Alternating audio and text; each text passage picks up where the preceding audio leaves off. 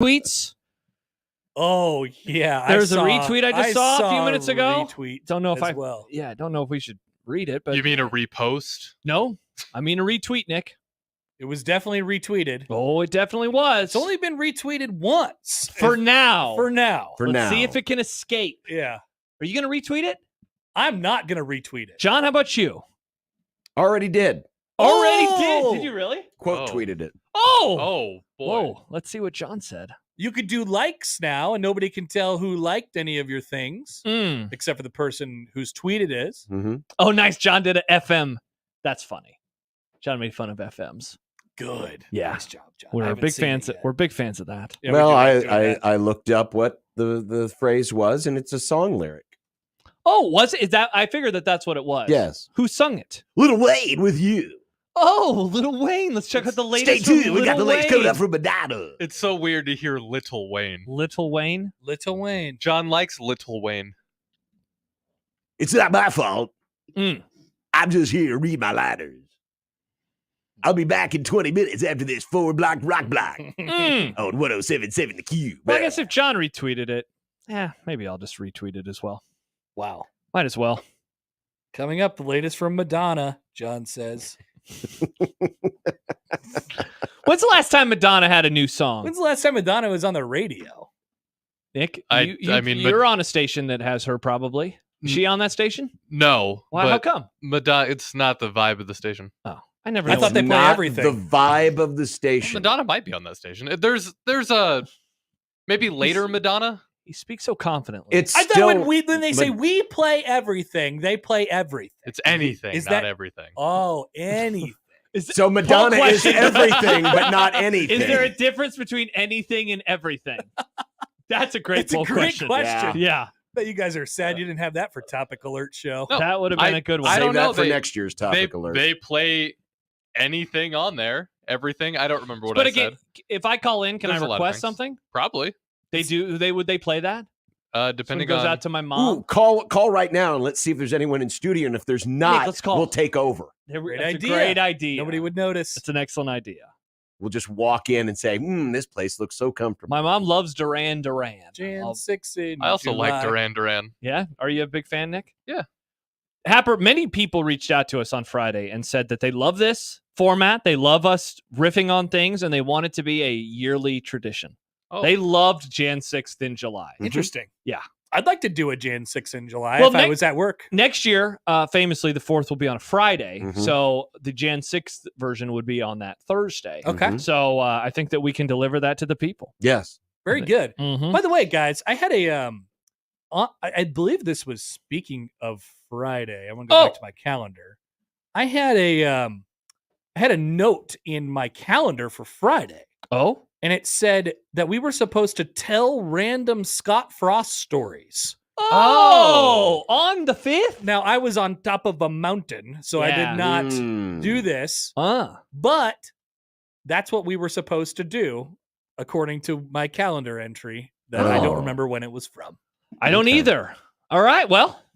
Save it for next year. Take it. Oh, okay. Or we'll save it for next When year. I make these, I need to start putting the day we make them. Yes. Yeah. So then we could go back and listen to the podcast and figure out, that's what it Or was. just put a small descriptor. Because in like the Nick invite, randomly just to say- deleted one last week. Yeah. He did? Did he delete the William McKinley one? So I didn't know it deleted for everybody because I set my calendar to out of office and was like, oh, would you like to delete these? So I thought it would just delete it for me. No. I didn't think it would delete it for But we got all a of you. notification. It was like Nick's deleted the most famous touchdowns in NFL history. Oh, which that was a great reminder. Topic alert. We discussed that We on discussed Friday. that on Yeah. Topic Alert. Yeah. So I apologize. I didn't think it would do it for everyone. It's okay, Nick. I need As the meeting organizer, I believe that's the power you hold. Yeah.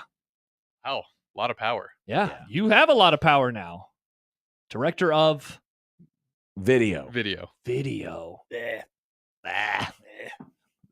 We realized yesterday The when bosses we saw had his tongue and were like, That's the tongue of a video That's going director. places. Yeah. Get it on. We more. realized that because you're the director of video that you have to create our graphics. Yes. Yeah, Nick, we need someone to make our lower third graphics. But I love John's graph. Oh, the lower third. Yeah, I could do that. No, I haven't made a graphic in months. You have to make the Grum down. No, the Grum down's John's territory. Well, it doesn't sound like it anymore. We could hand it off to Nick. Yeah. I'm the video director, not the. Oh, interesting. So he's the Grum video down director. So maybe he should be creating the YouTube every morning, so we don't get in here without it being made. Yeah, that makes sense. Awesome. I I love handing more things off to Nick. Handshake meme.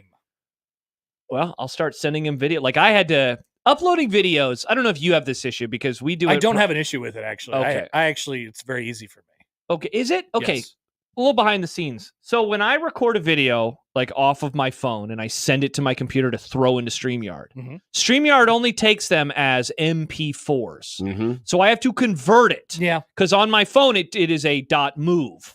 So I have to do a .move to MP4. It adds like 2 minutes. Well, it's because it's an Apple thing. It's You so say frustrating. .move? .mov. I always say mauve. Mauve? Yeah. Is it move or mauve? Oh God, are we going to have another GIF versus GIF I think argument? so. What do you guys think? Great question. Isn't MOV short for movie? Yeah, that's why I say .move. You know, I've never said it out loud. It looks like mauve to me, so I just say mauve. Yeah. Well, but it would mean movie. It does mean movie. It does. So it would be definitely move. means movie. Yeah. I So don't I think did it like means this mauvey. morning. I did one. We'll have some fun video and content Video. of Novak Djokovic. Remember how to pronounce it? Djokovic. And he's being a baby. A little bit He is worse. being a whiny baby. Yes. And I was like, do I really want to do this? It's like a minute long. And I was like, yeah, it's pretty funny though, because he is such a whiner. And it was a .mauve. It was a .mop, but now it's a .mp4. Yeah. Yeah. That's good. Well done. Yeah. Charles on YouTube. Maserati Mauve. Maserati move. Well played. Yeah, thank you, Nick. Yeah, now I'm already saying it differently. See, that's right. Thank you, Charles. Natural Who's going to to say be it the that guy this year that Gus is going to Oh, assign a nickname and just hammer it into the ground? What if it's Dylon? ooh, Yeah, but he's Diamond Dylon. Oh, there you go. What Well, about he's not doing that Cylon game. Dylon? yeah, but will he Oh. do any of those games? He's not doing the Colorado Big game. noon? Ohio State? The Ohio He could do State. the Ohio State game. But that may be the only one he does. Mm-hmm. So it won't latch. Yeah. So it's almost got to be someone on Ohio State or Michigan. Yeah, that's teams true. that he will see a lot of. Who's the guy? Who's the quarterback that Michigan Maserati. has? He has a funny name. His name is Orgy. Orgy. What? That could be fun. There's no way his parents named him Orgy. His last, His last name, name is Orgy. Oh, His no. first name is Alex. Alex Orgy. Yes, We could have fun with that. Is he going to be their starter? I believe so. Nice. I believe that's the Michigan case. chooses Orgy. This could be good, Nick. Michigan tabs Orgy. Any game he plays, it could be Orgy night in Michigan. There we go. We could talk about key parties and everything. Yeah. Oh, Key Nice. Party. I Get love your- Key Party. Imagine, you know how they do those fun graphics on broadcast? Like they could have him Oh, with God. like the things that they hold over their faces with the feathers and things like I've seen it in Oh, movies. like the the masquerade thing. yeah, that Yeah. thing. You know what I'm talking about, Nick. Yes. The feathers. Are you saying Not in that that's person. what they show up and they have an orgy? That's- That's what happens? If that's what it is like in real life. It's an orgy of violence. How many of our listeners do you think have participated in those? Every time we bring up Richie Incognito, like 3 people will send in crazy stories. I want someone to send us an email about participating in one of these with the masks and everything. I'd love to hear a story. Me too. I How great would that don't be? think we you could need put it a- in 1620 the email. I don't think you need a mask for an orgy. I think most orgies are maskless. Bull question. Don't know, I guess. Wow. Even in a post-COVID world, all the orgies are maskless? Well, different kind of mask. Oh. Mm. I feel like during COVID, you should have wore a mask for an orgy. By the way, subscribe today at 1620 the zone. Definitely. There you go. Please. Subscribe today, 1620thezone.com. Do you think orgies Just stopped subscribe to during email. COVID, or do you think people were still doing COVID orgies? Definitely not. Definitely not, Nick. Yeah. I People mean, love. there were a lot of things that weren't stopping during COVID. yeah, so. people had weddings. Why wouldn't they have those? I had fair. a wedding. A wedding is Weddings, basically an football orgy. games, protests. Wait, when did you It was get all over the married? place. May of 2021. Oh, that's not. That's post. That was COVID. COVID is still Barely. around, Barely. Josh. I I had had to just wear a got- mask in It Ubers, was but COVID otherwise, adjacent. I had just gotten vaxxed like 3 weeks before that. I guess it was Vax time, wasn't it? Check the vaccine. I went to a wedding that summer. You were at that wedding as well. So were you. So was Damon with a sweater for some reason. Yeah, he was. Remember the air conditioning was broke. Yep. Oh, was that 2021? Uh-huh. Yeah, I don't remember. We're coming up on their 3-year anniversary. Gosh. And now they have a child. Wow. How crazy is that? How crazy is that? That's Mhm. crazy. I would not have. Cray. I would not have remembered that. Mm-hmm. The only thing I remember is the air conditioning not working. Oh, I remember that part. Must be nice to have been somewhere to remember things or not remember Nick, things. it was a great time. Thanks for inviting me. It wasn't Happer's. Happer didn't invite us to his wedding. Oh. Yeah. Remember we had pizza at the end of the wedding, at the end of the reception. Yep. There was a donut wall. Blitzed. Yeah, the wife was not happy that there wasn't a cake. Donut wall. Really? Classic. She wanted cake. She wasn't interested donuts. in the donuts. She doesn't like these modern weddings with their fun foods. Weird. Cake is fun. So is donuts. There was pizza. Yeah, but you have donuts for breakfast. Donuts? You don't have cake. You can have cake for breakfast. You can have How whatever often you want do you have for cake breakfast. for breakfast versus Breakfast donuts? is a construct. Well, if there's cake left over from an event, I'll have cake for breakfast. But how often do you have cake left over from an event? Well, I don't have many cake-eating events. Ding, ding. Mm. Cake's But what a about special cake event. donuts? That Do you doesn't- deny yourself cake donuts? Because that's just cake. Cake donuts. Cake donuts overrated. is cake. Cake donuts overrated. Okay, Nope. how about cake donut Agreed. holes? Those Also are good. overrated. Cake donut holes are Why are the 5 fire flame emojis. No. Why are the Yes. donuts overrated, but the donut holes are fine? I don't know. but Delivery it's- system. It's tough to explain. Yeah, but I'm with it's true. Happer. I don't like cake donuts either. I'll eat them. I don't dislike I them. want They're what's just the other called? overrated. Fried donut? Is A that what they're? The glazed yeast donut. Donut. Oh my A gosh. yeast donut? By the way, we were talking about the Michigan quarterback. This is a good one from Brandon because remember they play Texas this year. Oh no. Orgy gets smashed in the backfield by 3 Longhorns. Now that's good. Good one. Yeah, Good one. Maserati. There was bar. pizza at the wedding after the wedding that I went to over the weekend in the mountain. Oh, that's fun. It was delicious. I like mountain pizza. Yep. There was also cake. Didn't realize there was a difference. I like mountain pizza. Do you not like mountain I pizza? mean, I'd eat pizza wherever. We had a pizza delivered one night, and it was a big pizza. One of the biggest pizzas I've ever seen. in the mountains. Yes, So you take a photo? I did. You want to see it? Oh yeah, I'd love to. Sure. I want to let's see the it. giant mountain pizza. Mm. All right, hang on. Got to go to my albums. Wade asks, is it just me or is that the nicest John's hair has been styled in months? John, It's you're just right. Oh, your hair hair. looks great. It's a normal John. John's hair got day. great Just hair. my Yeah. hair. He really does. Yeah, I had lunch with someone today. Didn't wear the hat, but then I was like, I'm wearing the hat to the show. Yeah. You clearly didn't get the no hat memo. Yeah. Oh crap. No, Happer and I Happer's gonna have. same wavelength. All right, here, pipe me up, Nick. You're piping? Pipe me up. Pipe you up. Oh, Pipe. I see what you're saying. Come on, director of video. Nope, that's not who. Why did you move him? Because I don't know how to get it to work the other way. You just click the You just click the little thing. thing See? that says Just the little solo thing right layout, there. Nick. Am I on there? Can you Yeah. get it Yeah, closer? you're on there. You've been Nick, on what there. did you do? I want Get to it know how close. you did Can you get this. it closer? I moved them Closer, because when closer, I hit closer. There you go. whenever I hit solo layout, it only Nobody blows checked up the Wow, that's box that's in the first square. Whose for me. hand is that? Is that your hand? No, that's I a think you're doing it woman's wrong. hand. Probably. I just don't know how to Oh fix Lord. it. Oh Lord. All right, let's That's stop. a big pizza, folks. That is a big pizza. Yeah, see? So I'll hit solo layout. Wait, Must where- be And it's just local. which solo layout? It was. The one that says solo layout. Well, yeah, you click the little But insert, the where little at? picture. Where is he saying? Where is Nick doing this? What do you mean? Because he's doing it wrong. Yeah, I know how to do it. Look, I'll do it with Nick. Boop. Yeah. Okay. Nick must be hitting a different button. I'm hitting the one that says solo Oh, layout. I think I know which one. Are you clicking the one, Nick? It's like on the far left over here. Yeah, the one Okay. that says solo layout. Okay, now I'm going to teach you something. You ready for this? Okay, so Okay. go below that. You know, it has all these little thumbnails of our pictures. Yes. What's going on? Click I the have no little thing in the idea. upper left corner of that. Please stop. Josh Oh is my backseat God. producing. No, I just taught. See, I literally That's just cool. director of video my ass. We have content to get to, well, like the deep fried ranch dressing. yes, Excuse me. Let's talk about this. great topic. The Topic what? alert. Topic alert. Yeah. Deep fried ranch dressing from this place called Lulu's Public House. Where's which that kinda at? Have we looked sounds it up? A little mischievous. Hmm. Why does this name sound familiar?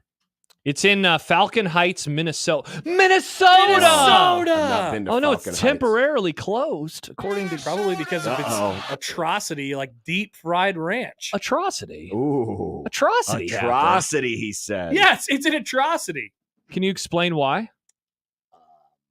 because it's first of all ranch, which is fine. It's a good thing to have. Right. But Overrated, too used in society, much like buffalo chicken.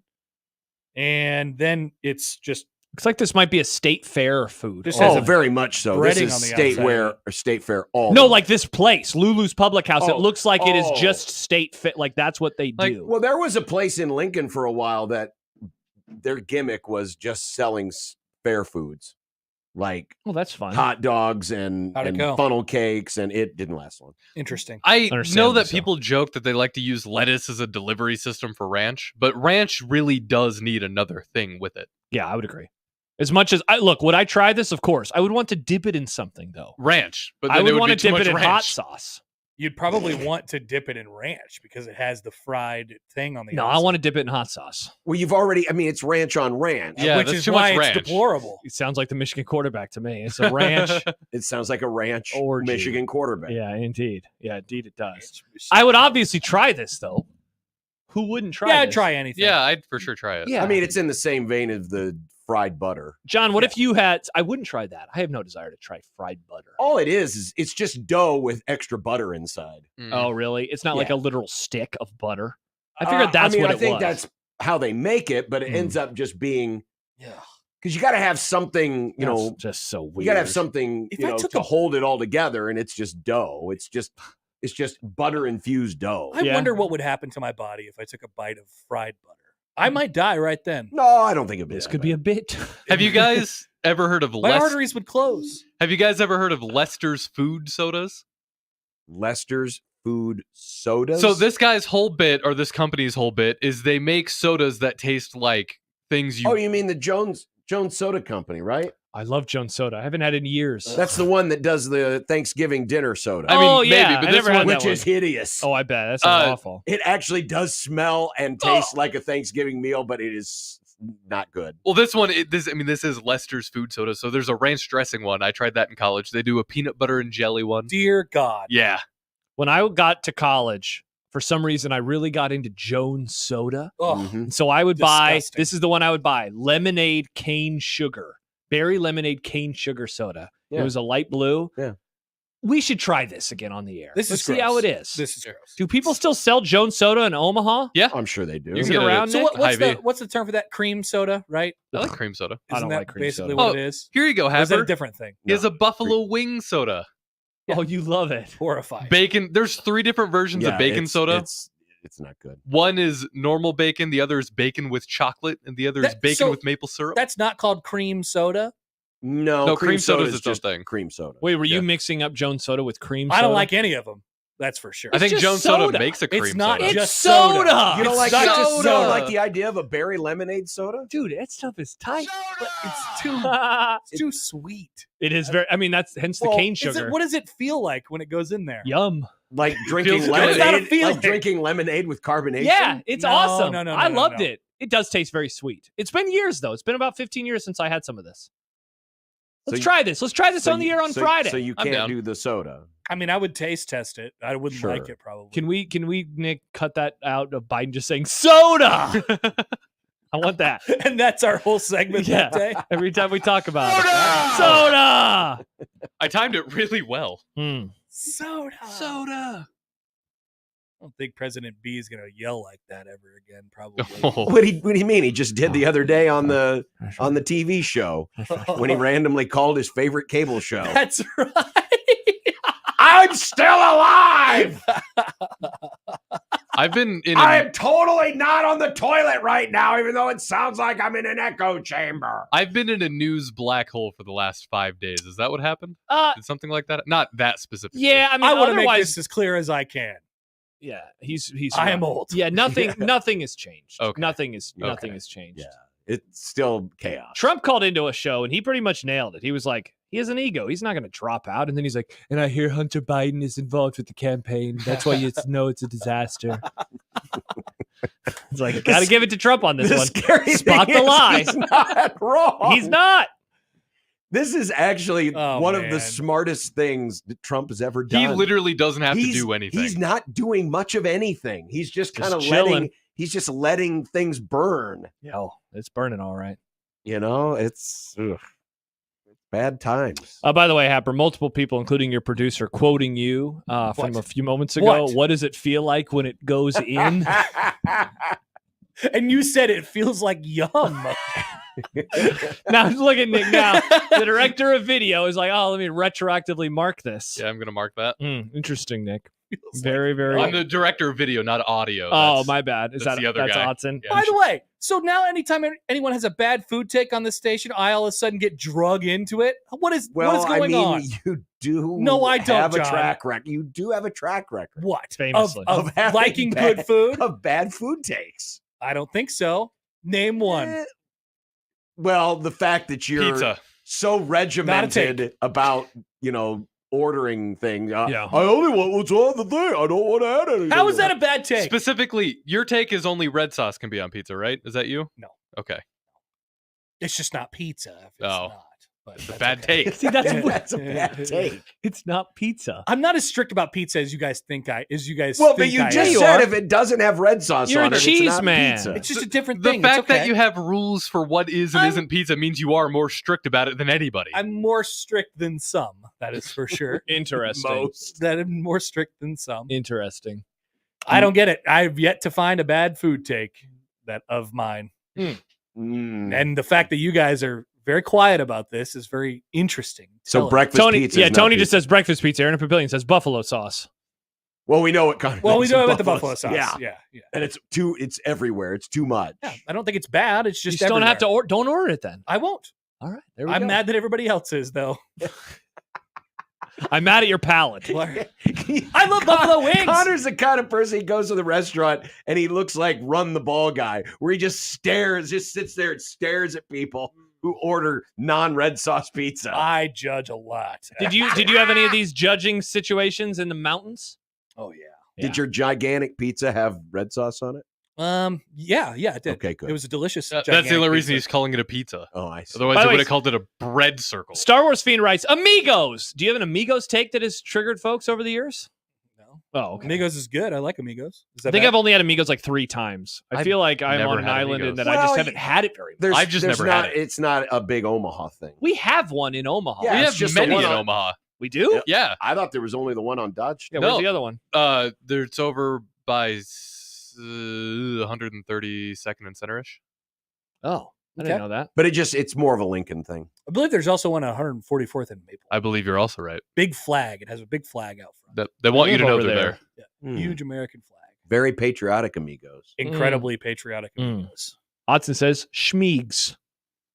Schmeegs. Oh, Schmeegs. Schmeegs. Yeah, That's what they call it. Schmeegs. He learned that. He learned that term one day. And he just started saying it. Yeah, Schmeegs. Schmeegs. Theo writes, Amigos fired Casey.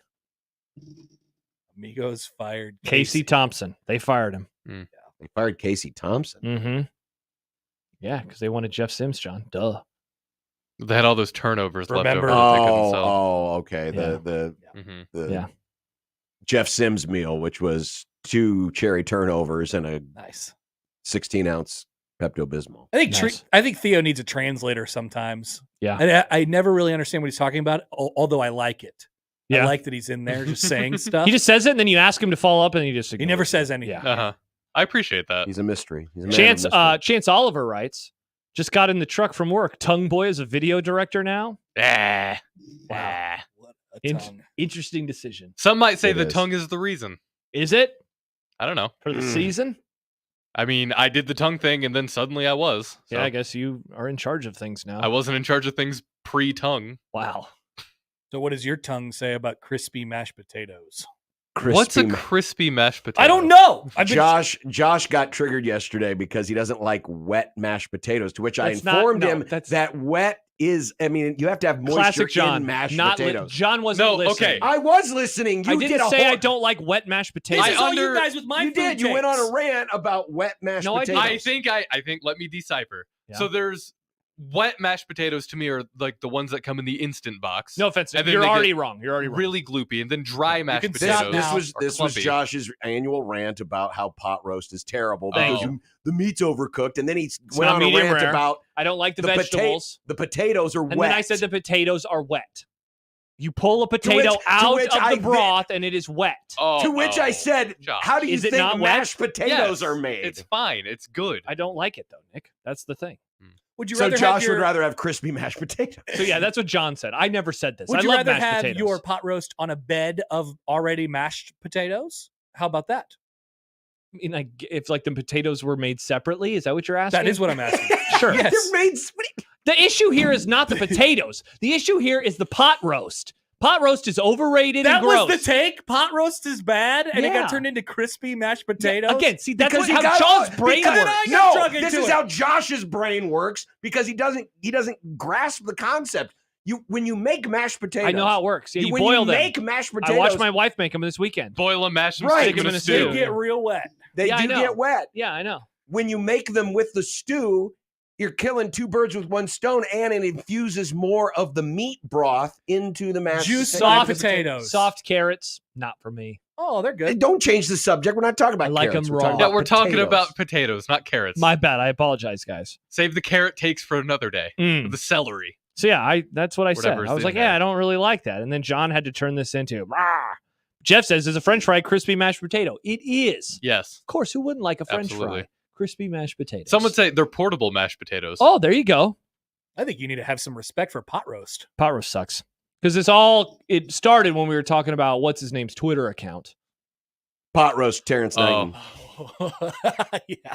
Famously not of Huskers. Oh, nope. He is done, folks. See you later. He's totally out. Cody wants to know, how's Connor doing with his no more alcohol proclamation from last It week? did not go well over the weekend. Oh, interesting. Folks. So you're in on alcohol again. Well, not necessarily. I might even be more out on it now. I hear there might be beers at an event tonight that we'll all be at. So Maybe I won't do it there. Interesting. No, I forgot about no drinking.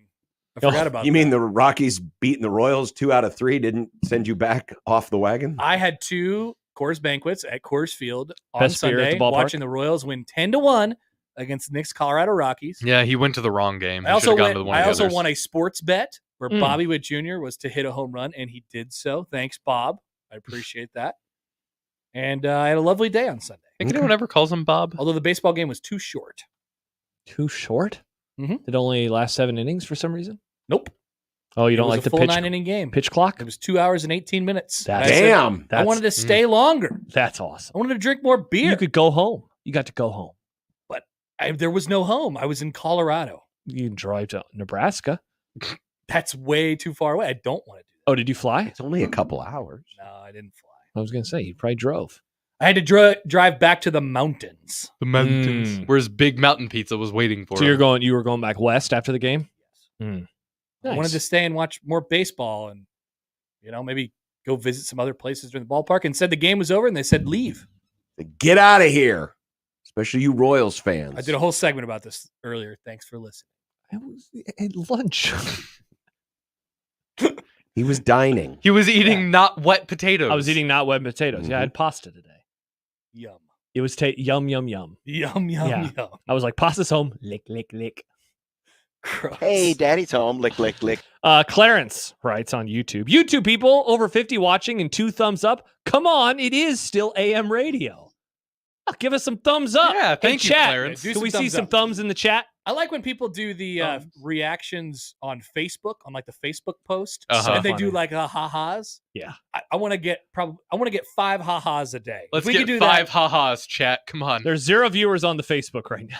well, I never know if that's working or not. well, sometimes it tells us it's not. Yeah. All the Yeah. olds are on it. So, It's always asking to be refreshed and redone. Refreshed. Somebody share it on your Facebook and do some ha-has, please. Some teehees. ha-ha us, please. Yeah, thank you. Can I get some ha-has in the chat? Thanks, Let chat. Or me do even- the angry let me- guy with the red face. Let's see if the Facebook is even working. Nice.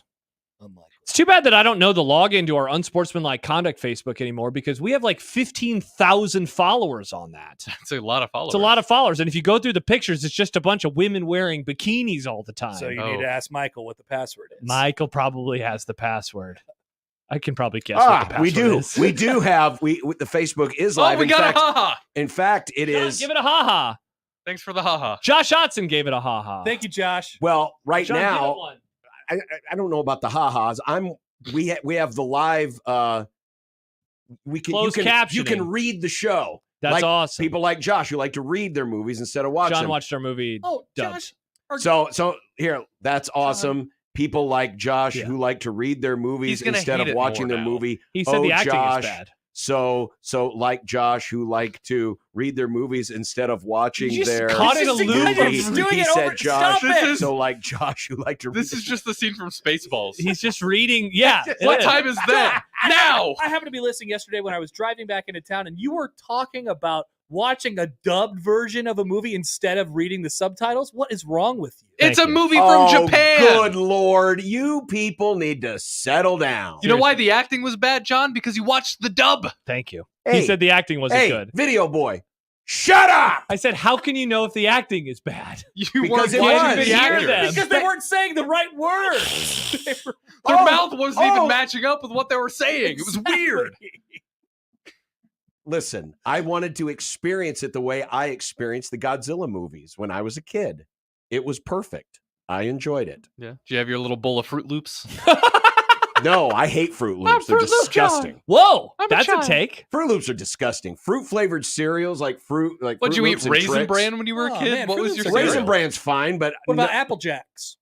strangely, Apple I Jacks were like good. Apple Jacks. Apple Jacks are just Fruit Loops, but green and red.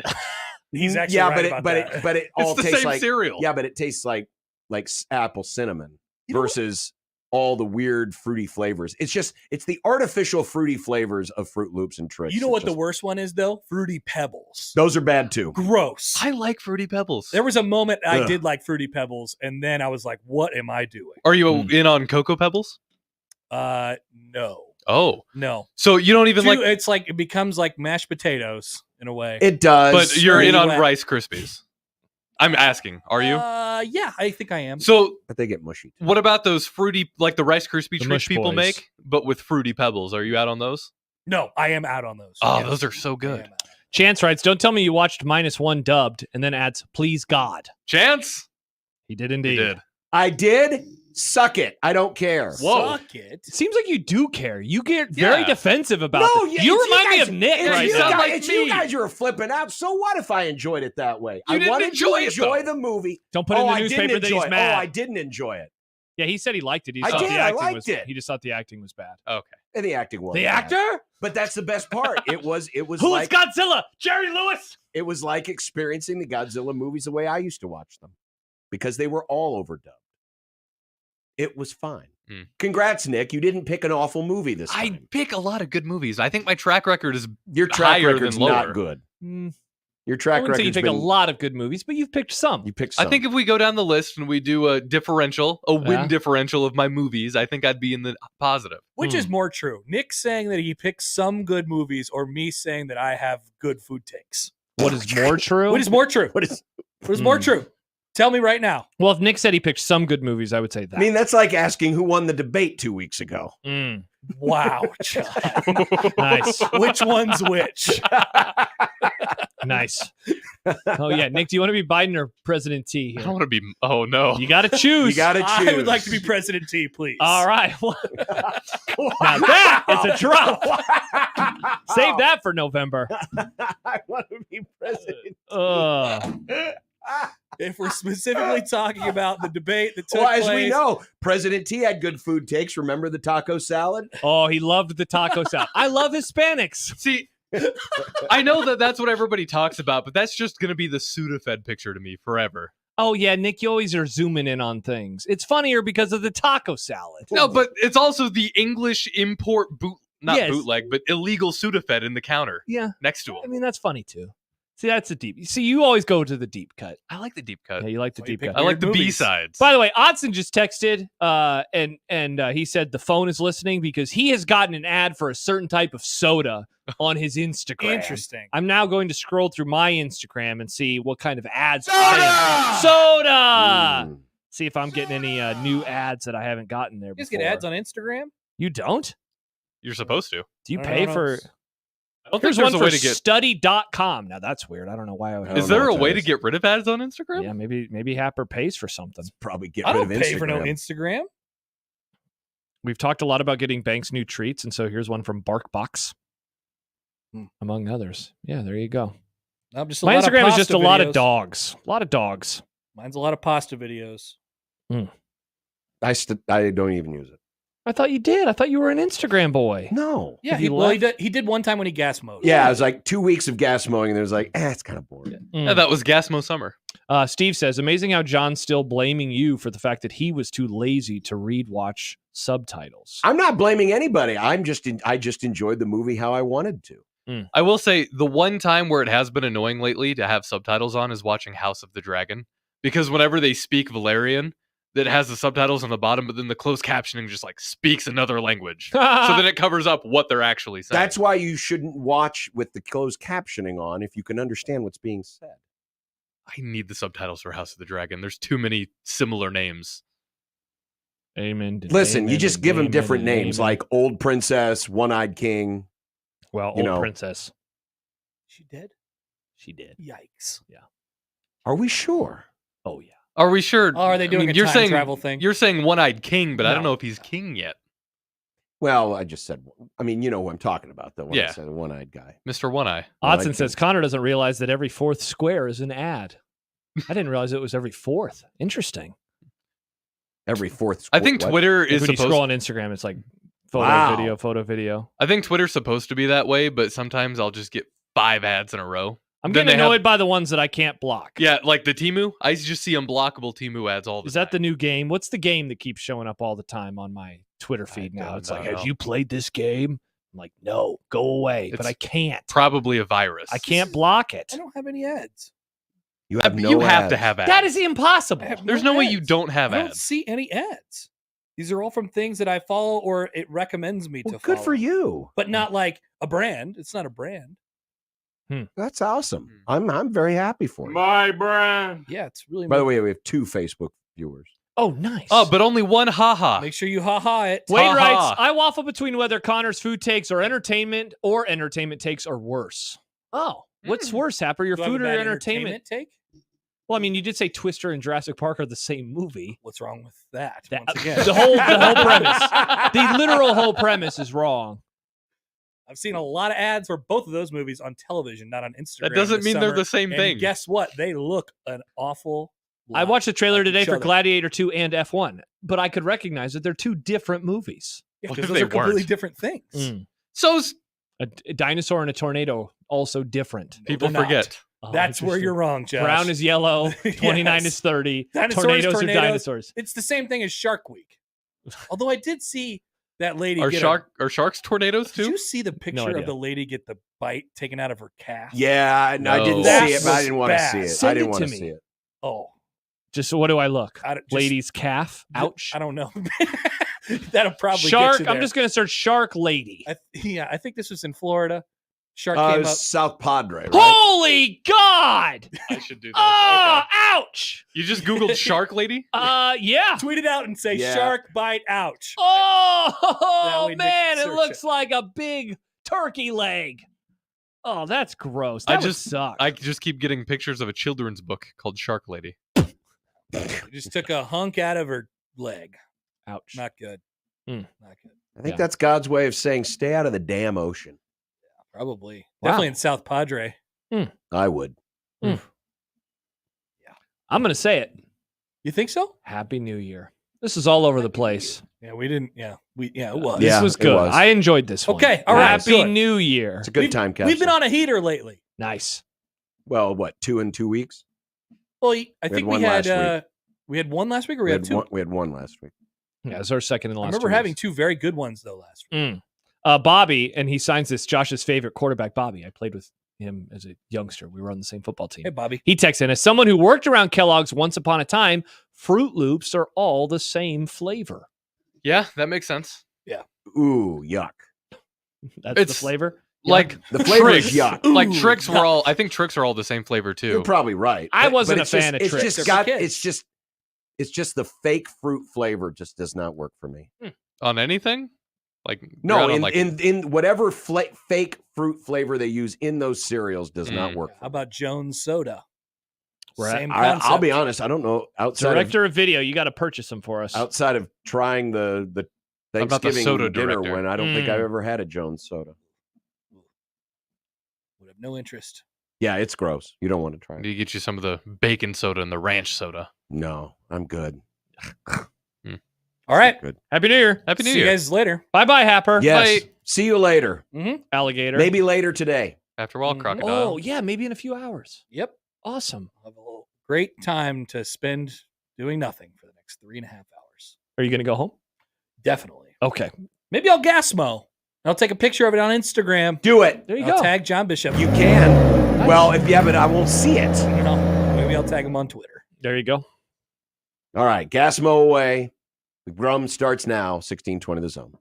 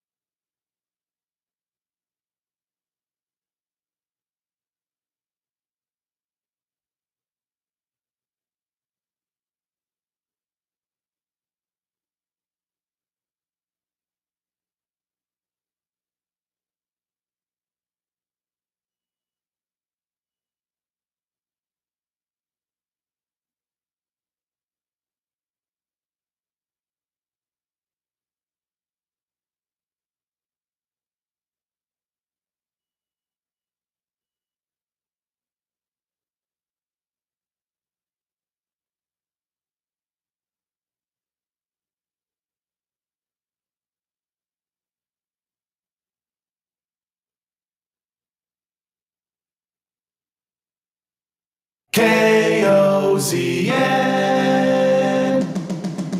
Unsportsmanlike conduct on 1620 The Zone. Husker Athletics, Creighton, and yes, UNO. Don't miss a moment, they'll give you your fix. They're on every day from 2 until 6. Spend your afternoons with John, Josh, and Nick.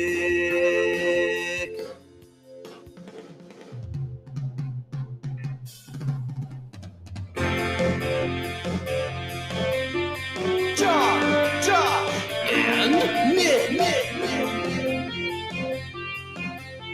They'll show you what sports talk really is. Hey, how are you? Good to have you here. John, it's great to be here next to you. And Nick. And Nick is also back. Oh, Hello. yeah, great. Remember how much fun it was when the boss wasn't here? Wow. Ah, Unsportsmanlike conduct on 1620 The Zone. Husker Athletics, Creighton, and yes, UNO. that said, Peter, he pitched a 2-hitter yesterday. It was good, but he allowed a couple of hits. Yeah. No. Because he royally screwed up No, it was the happy It hour. was so perfect. Royally screwed What up. I happened? did that thing where I pause and Josh decided to do the I stare go, down and then he and so it fired was it. silent for a little bit. And so Peter just went in and as Josh was starting the happy. It was great. Sounded perfect. It didn't sound great, Nick. It was a perfect game. It sounded bad. You know, It's okay to get a little the- goofy sometimes. the thing He is wasn't about being goofy. The thing about He the made a perfect mistake. game is it usually takes like somebody to make a great defensive play to save a hit. Sure. That's what happened yesterday. That wasn't a save, though. He screwed up. No, he made a it- mistake. but it sounded great. He reminded me of you. No. Looks like I never left. There you go. Exactly. Welcome to the Grum. Hello. Brought to you by Union Bank, where your money has people. Let's go, baby. And Nick is back. Folks! We're all here for a little while. I'm glad you could join us. It's time for the Grum Down, brought to you by the Rooferees at John Higgins Weather Guard. How much does the coaching move affect the DBs? You know, Oh, that's baby. the important thing, isn't it? Yeah. He doesn't work here anymore. How is this going to affect the season? Edit that out, please, Nick. Just say no to expansion. Expansion. Yeah. We should get Dare shirts made, but it's about expansion. Don't do it. The E stands for Expansion. expansion. Yeah. Don't do it. Mike Faren will join us in a few. Oh. Movers, all-stars, and trades. I just sent him a link. The Rockies have an all-star. I just sent him the link. Oh, wow. You got 2 links. At Want the me to same- send him a link too? 2 links at the same time, man. 2 links, 1 phone? Nice, Nick. Michael Bruns of Oh, Husker247.com. Brunsy. and Steve Sipple of HuskerOnline.com. Sipple. Oh. You gonna ask him about his chickens again, John? Oh, yeah. Remember that? Hey, Sip, remember when your chickens got murdered? That- I never know. I just said, I just Murder. asked him, about chickens, assuming he'd gotten more chickens. If you would like to see what actually happened, you can see that on 1620 The Zone TV. It's a short. Oh, But- awesome, Nick. But that's what I did. What, killed his chickens? I didn't kill his chickens. The foxes did. Oh, okay. I just assumed, like other people, they lose a pet, they get another pet. I gotta Wow, like. you can't replace a family member, John, and that's what those chickens were to him. Yeah, Tina and Bina and Lena Don't forget about Katrina. and Katrina. That's probably why the chickens died. All right. The SEC offense, What? Big Ten defense, Huh? Big 12 chaos. And that's why I like the Big 12. But wait, what about the ACC? Oh, you'll see. Oh. I just didn't have room. I wanted to Oh. fit it all in one line. All right. And it's just the Just ACC. make the font I mean, smaller. Who cares? Tiny baby font. Who cares? It's the ACC. Oh, who cares? They're dead anyway. They are dead. They're dead. They're dying. man walking. They're falling with a dragon to the ground. Oh, no. Yeah. The unsettlement. Could we end up back at step one? Step Unsettlement. Yeah. like pre-NCAA? Like Yeah, the sure. 1800s? Sure. Uh-oh. Yeah. That's not good. Are we gonna? Is Nebraska bringing back creepy corn man? Leather helmets and everything? Yeah. Interesting. Damn, they were really good ones. I can't believe you keep doing this. Why do you keep doing this? Keep doing what? You're rubbing it in people's faces. Yeah, stop rubbing it in people's faces. Stop it, John. I thought people liked to reminisce about the good old days. Not anymore, John. We've moved on. We want to live in the present because every day's a gift. I think we want to live in the present. I don't think we want to live in the don't present. either. And cheering for him means you cheer against me. Is that a political take, John? Could be. I feel like we should ramp up the politics discussion as we get closer to November. I think everyone's in the mood for jokes about people this time around. We've been doing it plenty. You just called Happer President T or something. He called himself president. He did call himself president. Yeah, T. I think we need to bring back politics. More politics. More politics. Man. More politics. You don't want to stick to sports? I got some takes. Here's a take that I'm not going to expand on. John said something in 2020. It might have been off the air. John was right. He was right about something. And I'm not talking. I'll tell you during the break. You said something. 2020? And I was like, John, John, you're wrong. But you're right. You were right. I'm complimenting you. No, I'm trying to think of what I would have said in 2020. I know. Yeah, you're very rarely right. Oh, was it the time when I said that 18 Illinois football players were going to die because of COVID if we played football? No, you didn't say that. I'm sorry. No, that was Pat Forty. That was Pat Forty or Dennis Dodd. Yeah, you didn't say Dennis Dodd. I want to get my wrong COVID people. Yeah. 40 was annoying, but he didn't think people were going to die. That's true. Yeah, as he always is. Yeah. So there's your Grum Down presented by the Referees. Ending on a high note. Mm-hmm. Exactly. More politics. Can't ignore it. You can't avoid it. I'm going to bury my head in the sand. Well, see, I'll tell John he was right during the commercial break. But Yeah, I want everyone to remind me that I was correct about what's going to happen November. What if John's right about, secret list? Get the ostrich eggs. I mean, someone's going to win the secret list. It's inevitable. Someone will. That's true. Mm-hmm. I hope it doesn't take 80 years. 402-951-1620. That's the phone number. 42. It's the what? The phone number. It's the what? It's the 42 Degrees The Source hotline. By your mom's house. You can call or text us. You can. Like yesterday, remember when Doc texted us and said, this is the worst recruiting staff I've ever seen? The worst? He said it. He said they suck. Even though there's a recruiting, 5-star. Even though, exactly. They've gotten their first 5-star Nick quarterback. knows. There's a 5-star and their a recruiting 4-star. rankings are exactly the same as every other coach that preceded them. Take that, Doc. There's a 4-star, right? I thought there was. What's up, Doc? They've had 4 stars. they have They've 4 had stars. many 4 stars. Their problem is so many 4 their stars. problem is they've never turned their 4 stars into actual good players. Oh, R.I.P. hits, misses, and guys. R.I.P. hits, misses, and guys. What a segment it was. I'm not gonna lie. I don't miss updating that. Dude, it would be impossible now. With all the players leaving, it'd just be like debating. They're all Should missing. he be a miss Debate or me. Yeah. I'm happy it's gone. Yeah, it's gone. Yeah. Thank you, Transfer Portal. Oh, thank you. See, we love the portal here on the Grum. Thanks, Portal. What's that? JTech Construction Zone Yes, Twitter feed. that thing. Or the Equitable Bank inbox. That thing too. Joel tweets at us on said JTech Construction Zone Twitter feed. Hashtag 1620 The Agenda is back, folks. We're going to tell you who to vote for and why. Next with Mike Faren. We are. Nah, we don't have to. People know which way we're all voting. What if The voting? All-Star game's already been picked. There's no more Oh, voting. man. What if voting was just like voting for the All-Star game? So That'd be awesome. Well, people are already triggered about the idea that they might have to show their ID. Imagine if you had to go to a Major League Baseball game to vote. Because that's the vote way it used at to a be. baseball game? There was before we had this Oh, online I see stuff. what I thought to you were talking vote about for the the election. All-Star game. You had to go to a game? You had to you went to You a know game. what? In fact, you could go to a minor league game too because they gave you ballots at Okay, minor now that league you games. say this, I'm pretty sure that I remember doing this before Honestly, at a game. I did too. It's the first time I ever punched out the thing. Hanging Chad. Hanging Chads. Oh, remember 2000? Freaking Nick? Larry Bowa would have made I it was had it not 3. been for those hanging chads. Faren with a funny comment in the chat that we will not read on the air. Very funny, though. Very funny. Me too, Mike. Me too. Me too. Which one, Mike? Ho, ho, hey, And with that, we're going to take this break. Farron will join us, and Josh is going to tell me, what did I say in 2020? You're going to be like, oh, I did say that. I was right. That I was right about. I'll tell you. I can't wait. Yeah. 1620 The Zone.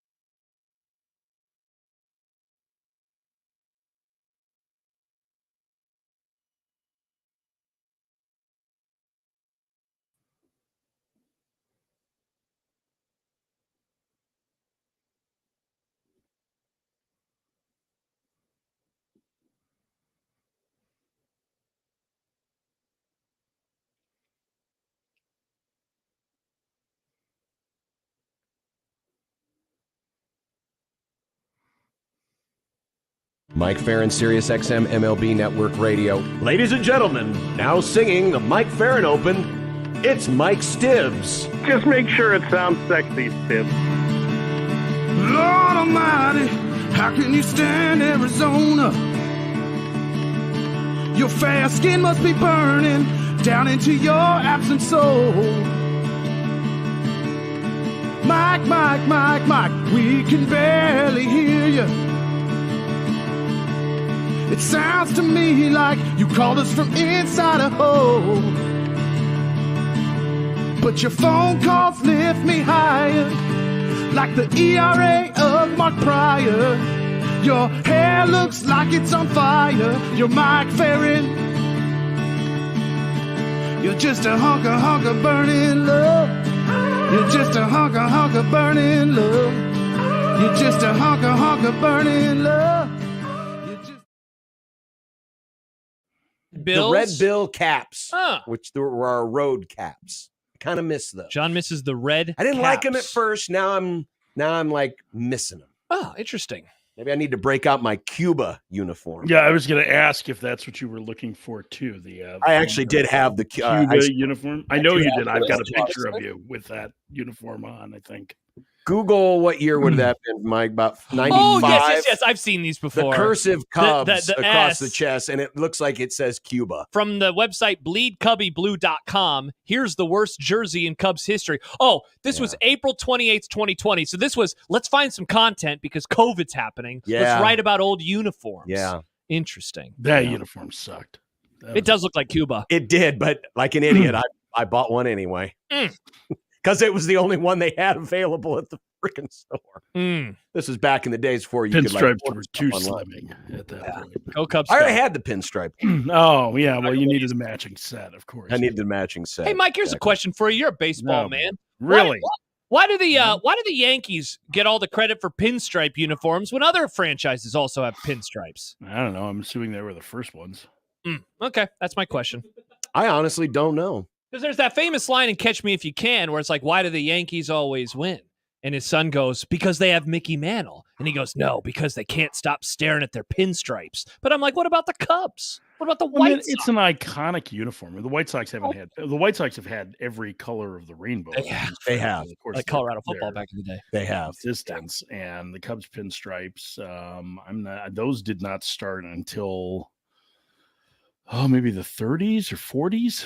I'm trying to think of when it went from having the bear and the bat logo and the C on the.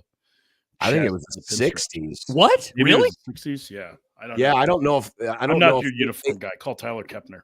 Yeah, I think get him on the line, Nick. I think the 60s is when they started wearing the pinstripes at home. I'll look it up on a permanent basis.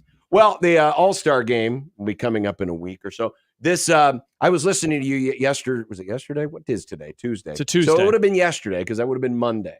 Nice. First day of the week. And you and Jim Duquette were talking about the selection of the All-Star game. And there was an interesting, I think it was you that said it. There's nobody on either roster who has double-digit All-Star games to their name. Which I know sounds like, oh, well, that's not that big a deal. I mean, that's hard to get to 10 All-Star games. But you got to remember, for the longest time, I mean, you'd get the same people. George Brett was in 100 All-Star games, and Mike Schmidt was in 100 All-Star games, you know? And it kind of struck me. It feels like the All-Star game is really trending like the sport in a young direction right now. And it's a lot more diverse. I'm just curious what this All-Star field tells you about where the game is going. Yeah, I mean, I think you're right. It's younger, and there's 32 first-timers out of the 64 or whatever that they've named. That's crazy. But there's still, like, you've got Chris Sales in his 8th. I think this is Sal Perez's 9th. Is that right? I mean, he's awfully close. Yeah, I think so, yeah. I mean, Sal's starting to get up there with the highest totals ever for catcher. But, it does feel a little bit like it's a transition. I mean, some of it is because of injury, right? Mike Trout is hurt. So, I mean, that's a guy who, ordinarily would be in the All-Star game. Ohtani hasn't been in the league long enough. Mookie Betts has been a great player, but just past 10 years of service time. So, I mean, I think we have seen youth served more significantly over the course of the last decade plus in baseball anyway. But I also think that there's like part of this might be a product of the players voting for the reserves too, because I do think that there's at least it feels like in the last couple of years, a greater emphasis on, hey, this guy's having a cool year than, hey, these are the biggest stars in the game, right? So like, and some of those stories are great, like David Fry with the Guardians. That's a great story. I mean, that's a guy that was like a senior sign out of Northwest Louisiana who was acquired in a minor trade with the Brewers, who's had an amazing first half. Like, that's a great story, and normally it was kind of those guys that had career years that had been established, but like Jackson Merrill gets voted in by the players as a rookie. Like, that didn't happen, frequently. Rookies very rarely made the All-Star team when we were kids. And so I remember 86 being a big deal because both Canseco and Joyner made the American League All-Star game, right, as rookies, Wally Joyner and Jose Canseco. So I just think that you're right. It's probably just based on the way the game has shifted. Some of it is the injuries to guys, and some of it is the players vote. So it's never just one thing with baseball. It always has to be several, right? But it is, I guess, a little bit unique that we don't have, those guys who've been to 10 All-Star games or 12 All-Star games or 15 All-Star games that are there. Altuve is pretty close, I think, too, right? To 10. I want to say that 10. Maybe his 9th or 8th or 9th, something like that. So, Mike, I know John is going to have a graphic about the lack of movement that we have seen over the last month, but I did want to ask you, given the number of teams that are around the 500 mark, I wonder how you think that's going to affect the deadline in a few weeks. Well, Josh, it's too early to tell. It always is because, I think it is because there you go. Because I think there are still some teams that are stuck in the middle. I would argue that we have seen some better separation now in both the National League and the American League. So you've got 8 teams in the AL that feel like they're in it. Maybe it's 7.5. I mean, Tampa Bay is kind of that team that's right on the fence. In the National League, there seems to be a delineation, right at the spot where the Nationals and the Cubs are, between the teams that are in it and the teams that are out. So that adds a few more squads to the mix. And the rest of this week and the first series or two after the All-Star break, I think are going to do a lot to define what the trade deadline looks like. But I keep making this argument, and I haven't heard anybody else say it. Even if it's just those teams that are really bad, and let's say Colorado does what Colorado always does, sorry, Nick, and not actually trade anyone, there's some really attractive players on the White Sox, Marlins, and A's in a way that bad teams haven't had over the last several years because they had been torn all the way down. The White Sox have a couple of really intriguing players, and namely Garrett Crochet, who I would expect is going to get moved. The Marlins have very good relief arms, including Tanner Scott, who's an all-star, and Jazz Chisholm, who's a near star level center fielder who is likely going to be dealt. And I think even Oakland, as much as everybody wants to focus on Mason Miller, their all-star reliever, I don't think Miller's getting moved. But Lucas Erceg, who's been one of the best setup men in the American League, I think is available. And, there is a chance that they would at least be willing to talk about Brent Rooker, who, if he were on a team better than the A's, would likely be an all-star this year. He's had a better year than he did when he was an all-star a year ago for Oakland. So I think there's a number of really good players that are available. And as you see, more teams kind of fall out of the mix. Toronto will have some relief arms that are going to be interesting, I think, as they continue to fade. The Angels have Carlos Estevez, who's a very good closer. Luis Garcia, who's an experienced reliever, who's going to be available, right? Brandon Drury, if he hits well this month, could be a guy that gets moved. So there's going to be plenty of names that get moved, even if we end up with, say, 18 teams that decide they're either buying or holding. Will offensive players create a higher price than pitching? They never do. I mean, it's amazing when you go back. Kind of based on what we talked about last week, how offense is way down. If like a Luis Robert, he might draw a bigger price just because, man, there's just not many great trade available outfielders. I have never really understood why the cost of acquisition on bats who can play every day for the 60 or so games that you acquire them is significantly lower than it is for even like second tier relief arms.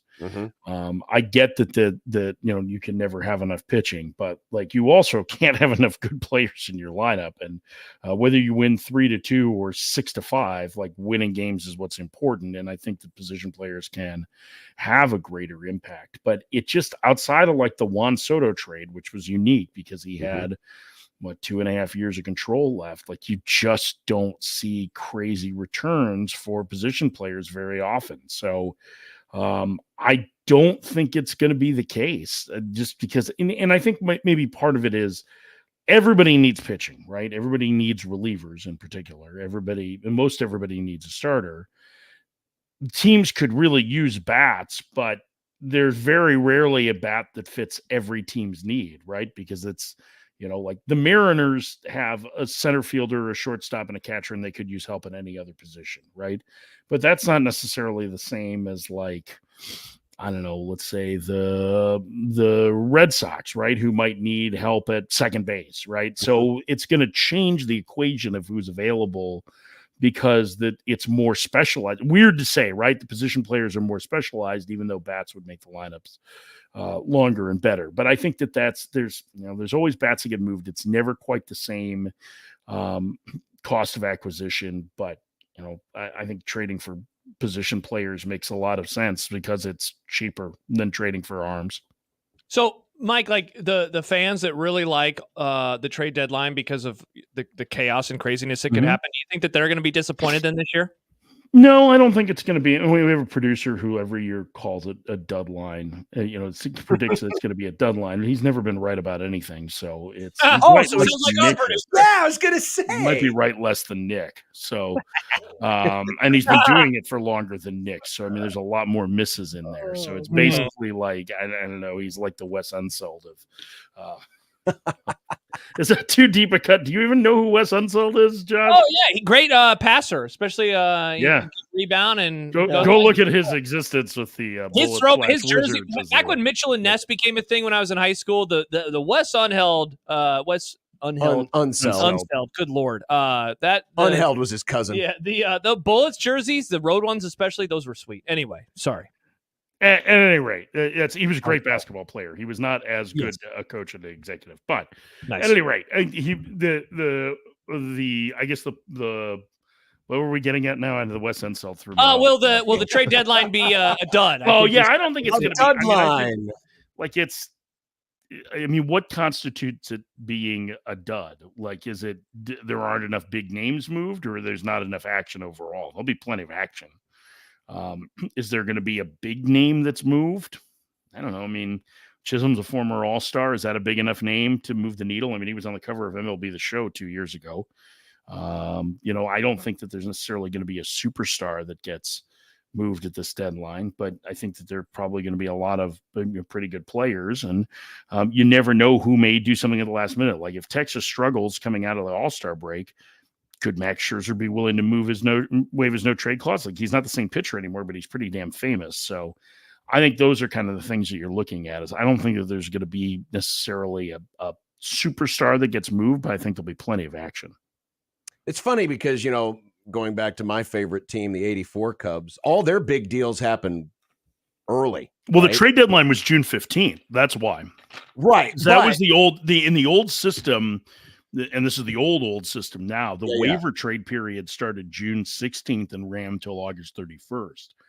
And so the big deadline was June 15th. And even if you go back, like, I think Tom Seaver was traded like the first part of June, right? Like the Sutcliffe deal was a deadline deal at June 15th, right? Yeah. And even that earlier in the year was the Buckner Eckersley deal, which was, I think, in April or early May. So, yeah.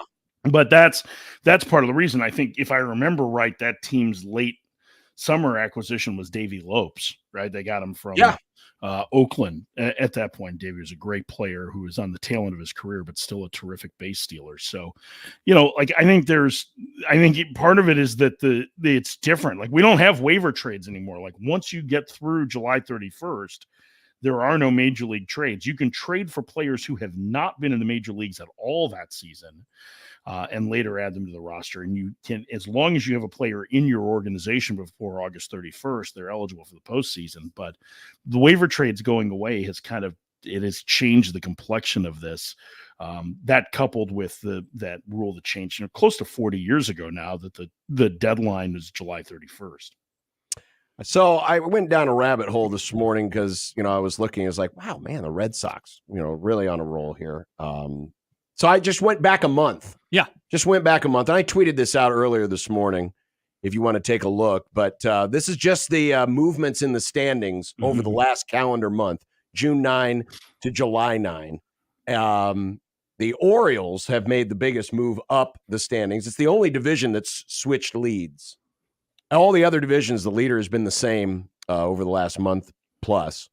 But the biggest movers up, the Orioles plus 5.5 games.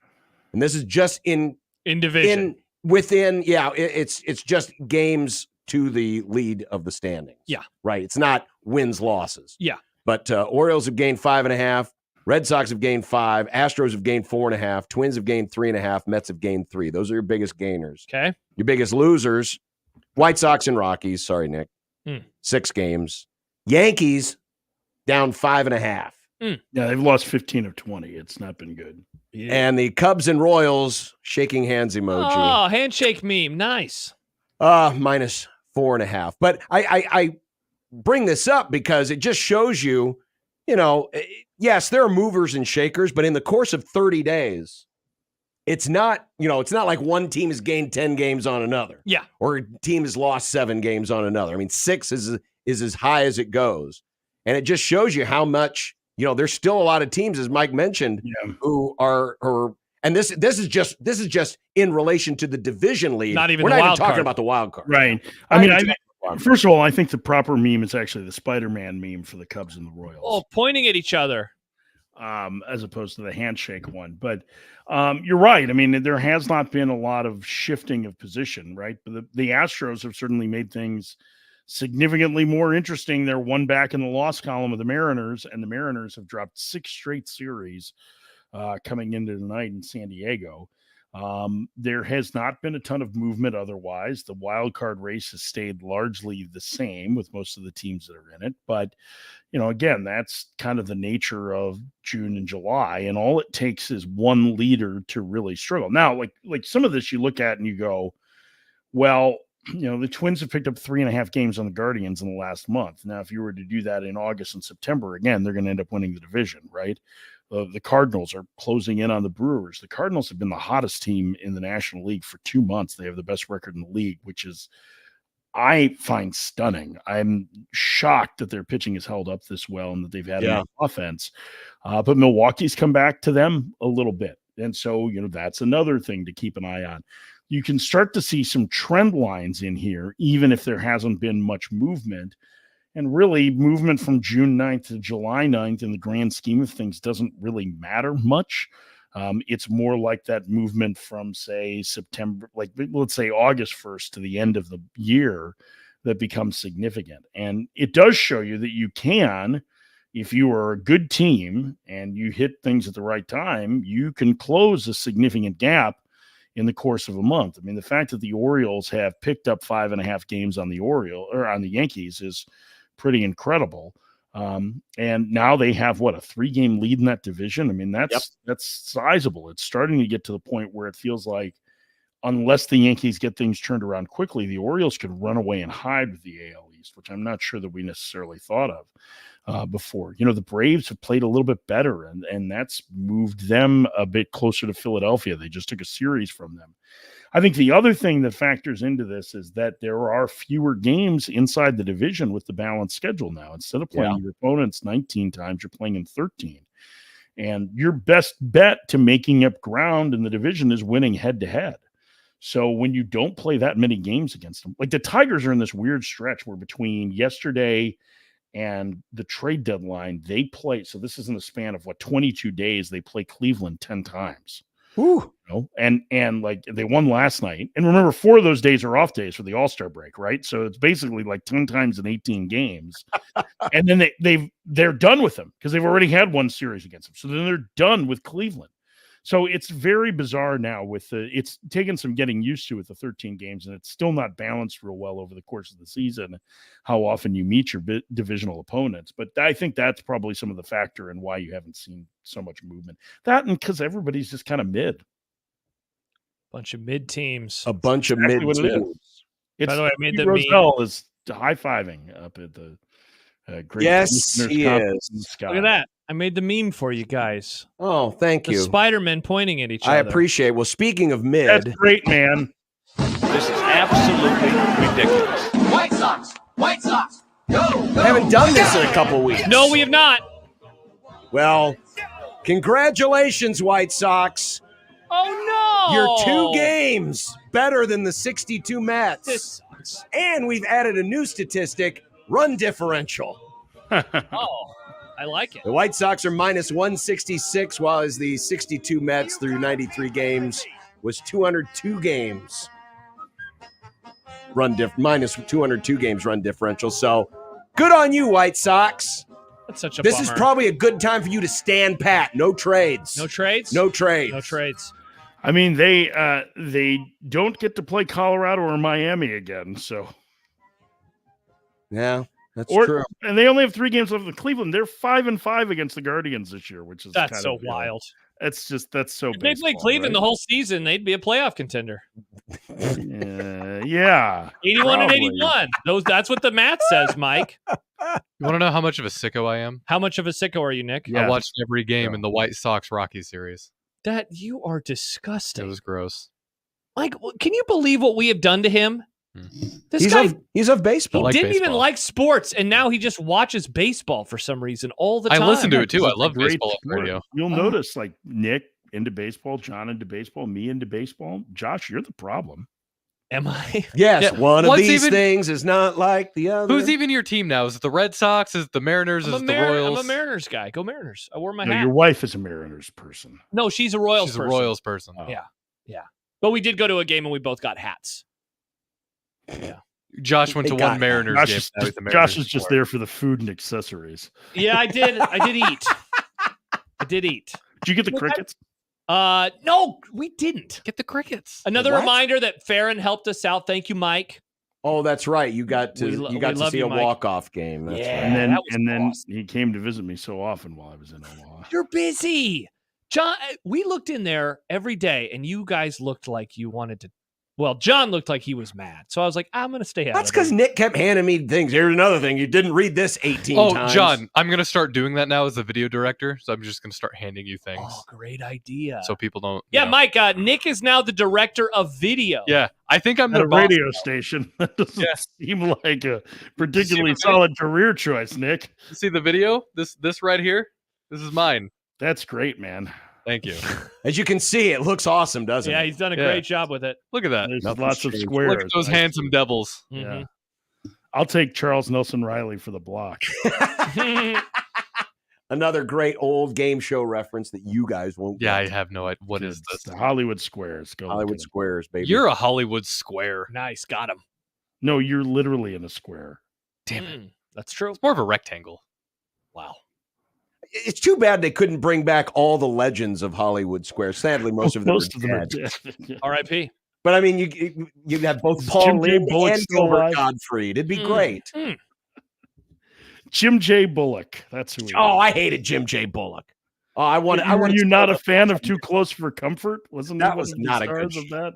We should get like an old alarm whenever they start doing old Nick, things. director of video. That's a great John idea. and Sipple and John and Faren, whenever they start doing old things, we can just go old. Hey, Mike. We for like the- prefer to call them nostalgic, Nick. Yes. the nostalgic alarm. classic. So, Mike, since you're an old, you can help us out with this. So, Nick, we do this bit on Fridays called Movie Club. Oh, Nick, here we go. John's going to get mad because people keep calling The him an idiot. Southwestern Conference. Sorry, wait. Nice. So, Don't Nick, just it name was the whole his thing. pick, and he picked Godzilla -1, Yes. which is available on That Netflix. movie's supposed to be awesome, by It's the way. very good. John watched it in the English dub version. Your thoughts? Yeah.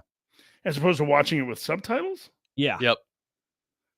I mean, do you feel like you lose something in the text if you No, it's aren't not like we're listening talking to it in about this? Japanese and then reading the subtitles? It's not like we're talking about, some great accomplishment of cinema here. It's a Godzilla movie. I mean, for it crying is a out great loud. accomplishment of cinema. They did all that with a small budget, John. Yeah. That they So- won awards for that. Okay, Here's yeah, what I- but not the acting. Here's what I would say is that John and I are probably from an era where dubbed into English was more common because we grew up watching spaghetti westerns on Saturday mornings, which were all filmed in Italy, and then they dubbed in the American actors afterwards. So that was something that I wanted to enjoy the Godzilla movie the way I used to enjoy the Godzilla movies growing up. Yeah, looking at Twitter on his phone and bitching about the Cubs. Well, he did one of those things as a kid. That's for damn Hey, sure. the Cubs won 2 out of 3 this weekend, so I'm They've taking won that 3 of 4. They're back, baby. Oh yeah, we're on fire. Go to Baltimore this weekend, and It was so awesome when they What's so scored wrong? 10 runs on my birthday. My son was like, "Wow, Dad, there's actually scoring runs." I said, "No," and I said an S word. Oh, nice. I like it. But it was great. I It was love wonderful. profanity. Yeah. who doesn't? Yeah. We should be allowed to say curse words on the radio. Yes. You can say it on the video if you want. Yeah. I'm not the radio guy. That's true. You're the video guy. Well, Mike, have a great rest of your day. Are you going to Texas? I am not. I am. This is the first time since 2009 that I won't be attending the All-Star game. So I'm going to be at home. So Yeah, because normally we don't have you on the show on the All-Star Tuesday. Yeah, because he's on the field interviewing, Bryce Harper. we might have to adjust time. Ryan McMahon. Next week. I'll warn you because I do have to do something from noon to 2 your time, but otherwise There we you might go. have to just adjust a little bit. We'll adjust. We Nice. can do that. We're Actually, adjusting. no, wait. I guess we're at 2:50 your time, aren't we? Yeah. What are Yeah. time zones? I think we'll be fine. All right. Oh, okay. There What a you roller go. coaster. Yeah, that was Oh, awesome. Roller coaster. We all really shared something today. Yeah. All right. Have a good one. Thanks, you too. Bye. There he is. Mike Faren, ladies and gentlemen, Sirius XM MLB Network Radio. What a great interview. What a guy. What a guy indeed. Can you believe he does this every week for free for us? I really appreciate it. So does all of our guests, actually. Yeah, I know, but he hops in the video. He has a professional microphone. Well, because he does all his work from He has right a ceiling there. fan. Right that's- there. He has that's- the ceiling That's fan. where he does his show from. Excellent reminder, Nick. People love that ceiling fan. It's very fun. It looks like one of those fun hats It does. with the twirly The beanie whirlies. hats. Yeah, yeah, yeah. The Indeed. other beanie hats. Mhm. All right. Stay right there. We've got more to come. Let's see. Oh, Bruns is coming Brunsy up. is Sipple's soon. still to come.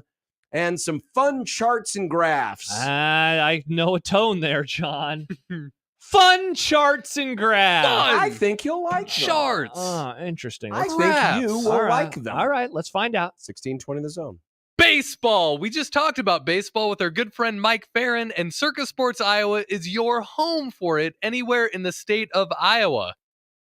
Looking at some of the tight money line splits for tonight, John's Cubs are plus 149 against the Orioles. My Rockies, plus 159 on the Reds for some reason. You'd think it would be higher.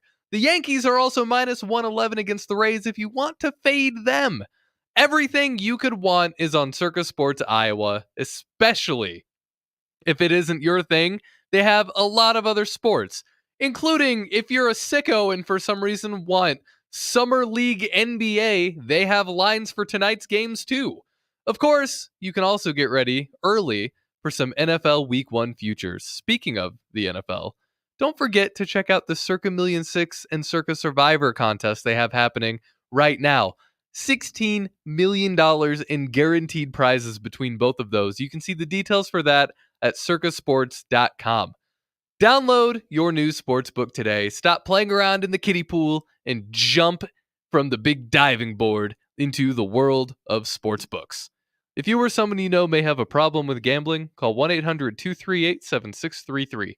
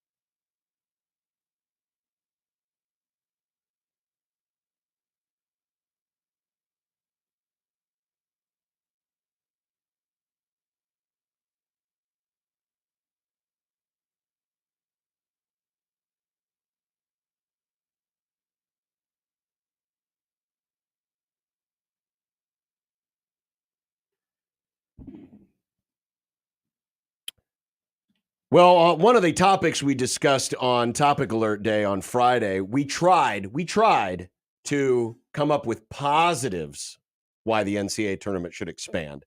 And it just turned into a negative segment. You know why? Because there are no positives. Because it's dumb. We hate it.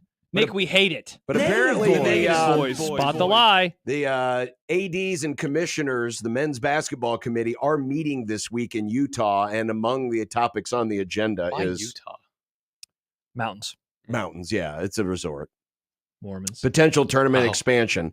So apparently, according to Matt Norlander over there at the CBS.com, the CBSSports.com, the three options are leave it alone, increase to 72, or increase to 76. And they still want to keep the schedule the same. So any of these extra games would basically happen on Tuesday and Wednesday. On like the first 4 days. Yeah. And that's what they're talking about. But Norlander made some great points. About how dumb it is? About how dumb it is. And you know what the biggest thing is? That really isn't talked about much? It's not going to add money. You know, when the college football playoff expanded, there was a rider in the contract where the money would go up, right? When they decided to expand before the expiration of the current deal. Yeah. There's no such thing here. CBS and Warner Brothers Discovery holds the rights until 2032. They could have 100 teams in the tournament. Those two networks aren't paying one more cent more for it. It's like the conversation we have about the SEC going to 9 games. They're not going to do it because ESPN's not going to offer ESPN money. Isn't offering any extra money because of it. Yeah. And so they're like, oh, then why do it? But that's one of the biggest things is it's not going to add any more money. And then there was this quote from Mike Krzyzewski. And I think it's a great point. We are going through right now the most turbulent, uncertain times in college sports history. Yeah. And it's all happening at the same time. We don't know where anything's going to end up in 6 months, much less 6 years from now. Yeah. And Coach K said on the Dan Patrick Show, I wish people would stop talking about changing the tournament right now. You don't expand something not knowing what's going to fit into the future. Because we don't know what the future is going to look like. Yeah. We don't know if this tournament is going to even allow for smaller conferences to be a part of it. Yeah. That the big boys might just not take their little basketball and go home. Yeah, and like you could definitely make an argument, and I mean, I'm guessing a lot of people would, that all of this happening at the same time is bad in terms of fan enjoyment and fan engagement. And you know, when so much changes in such a short amount of time that some people just throw their hands up and say, I don't know. And this one, like, we've been asking for a playoff or an expanded playoff in college football for decades. You can find old articles all the time making the argument in the 50s and 60s. And so getting to 12, while it's not perfect and not everybody likes it, I think that there is at least an understanding of, yeah, the sport needed to embrace this and needed to go this way. I just don't know who's asking for this, you know, and if it's not going to make more money, you know, what is the point ultimately? Well, look at the people who's supporting it. Yeah. You have some coaches who support it, obviously for selfish reasons, because they could have especially if they're in a bigger conference, if they have a mediocre year, they can still make the tournament, and that's a nice little bonus on their resume. Yeah. Right? Yeah. Or an incentive not to get fired because they didn't make the tournament. You have administrators who want it because they want more of their conference teams in the field. Greg Sankey wants Ole Miss to make it every year, or Mississippi State to make it every year. And Tony Petitti would like this, you know, Northwestern and Nebraska to make it every year. Yeah. Those are the only people who are really for this because the networks aren't for it. It's going to get shoehorned in on the Tuesday and Wednesday when not as many people are watching anyway. Exactly. You know, so it's not really, and I guess it's not really benefiting anything. And you know what? At least if they're expanding, that is going to be the case, because we talked about it on Friday. A concern about it pushing everything back or changing the first real days of the tournament. It's not going to, because the conferences still want to have their conference tournaments because that's money that they all get to keep. Yeah.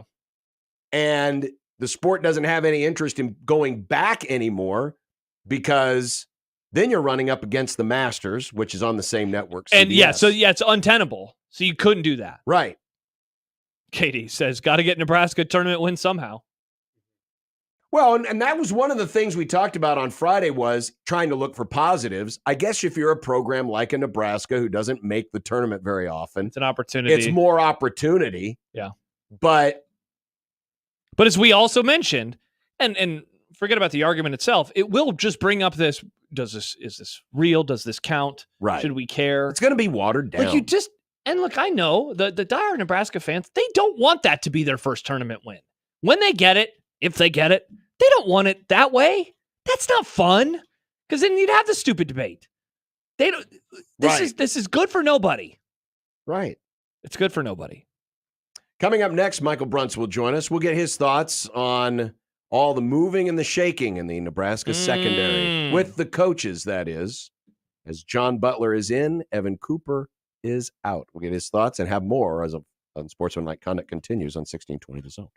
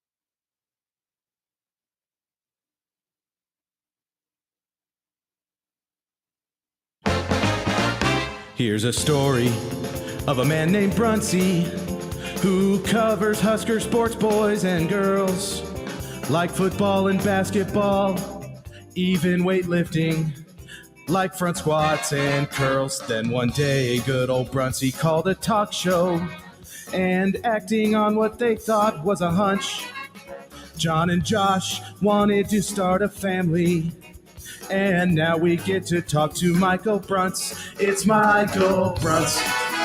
Michael Brunts. Now we get to talk to Michael Brunts.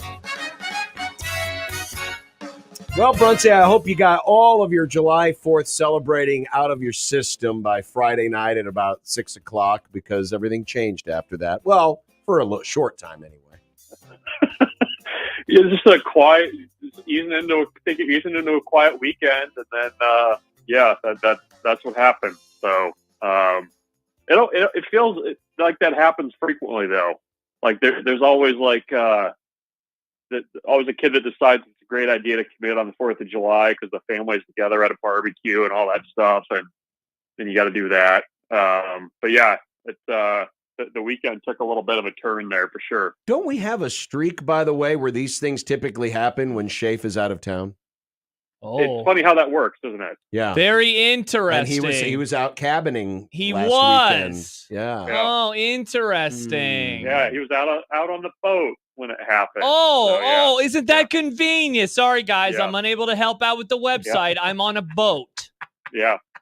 Wow. I'm on a boat. Unreal. Yeah, you couldn't help but laugh, Bruns, when the news comes down. They were both on boats, actually.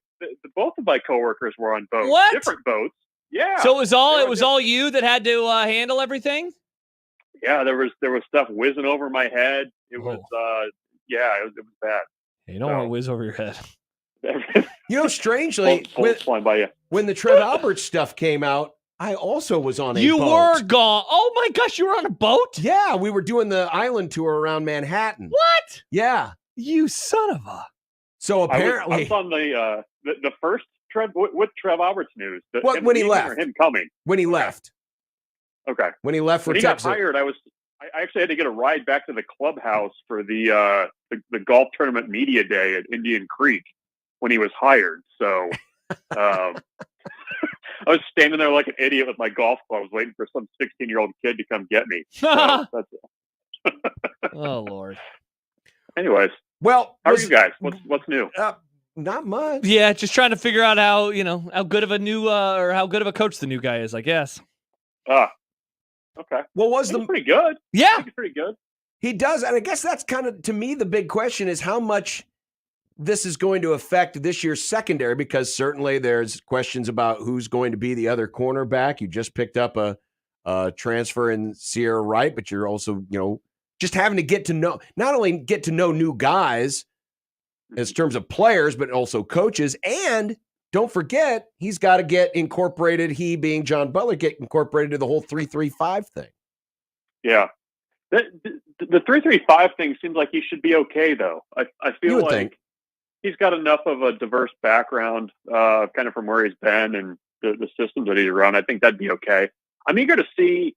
I mean, that's we've probably talked about it. That secondary group is massive. Like, they've got tons of guys back there, and I'm just kind of eager to maybe see what happens with that group with a different set of eyes on it. You know what I mean? Like, just if they see somebody a little bit differently than maybe how they were brought in, because I think Evan Cooper kind of had an eye for projecting guys and maybe what they would be, and maybe a different kind of a second opinion on some of these guys and maybe where they fit in would be kind of interesting to follow. But I don't.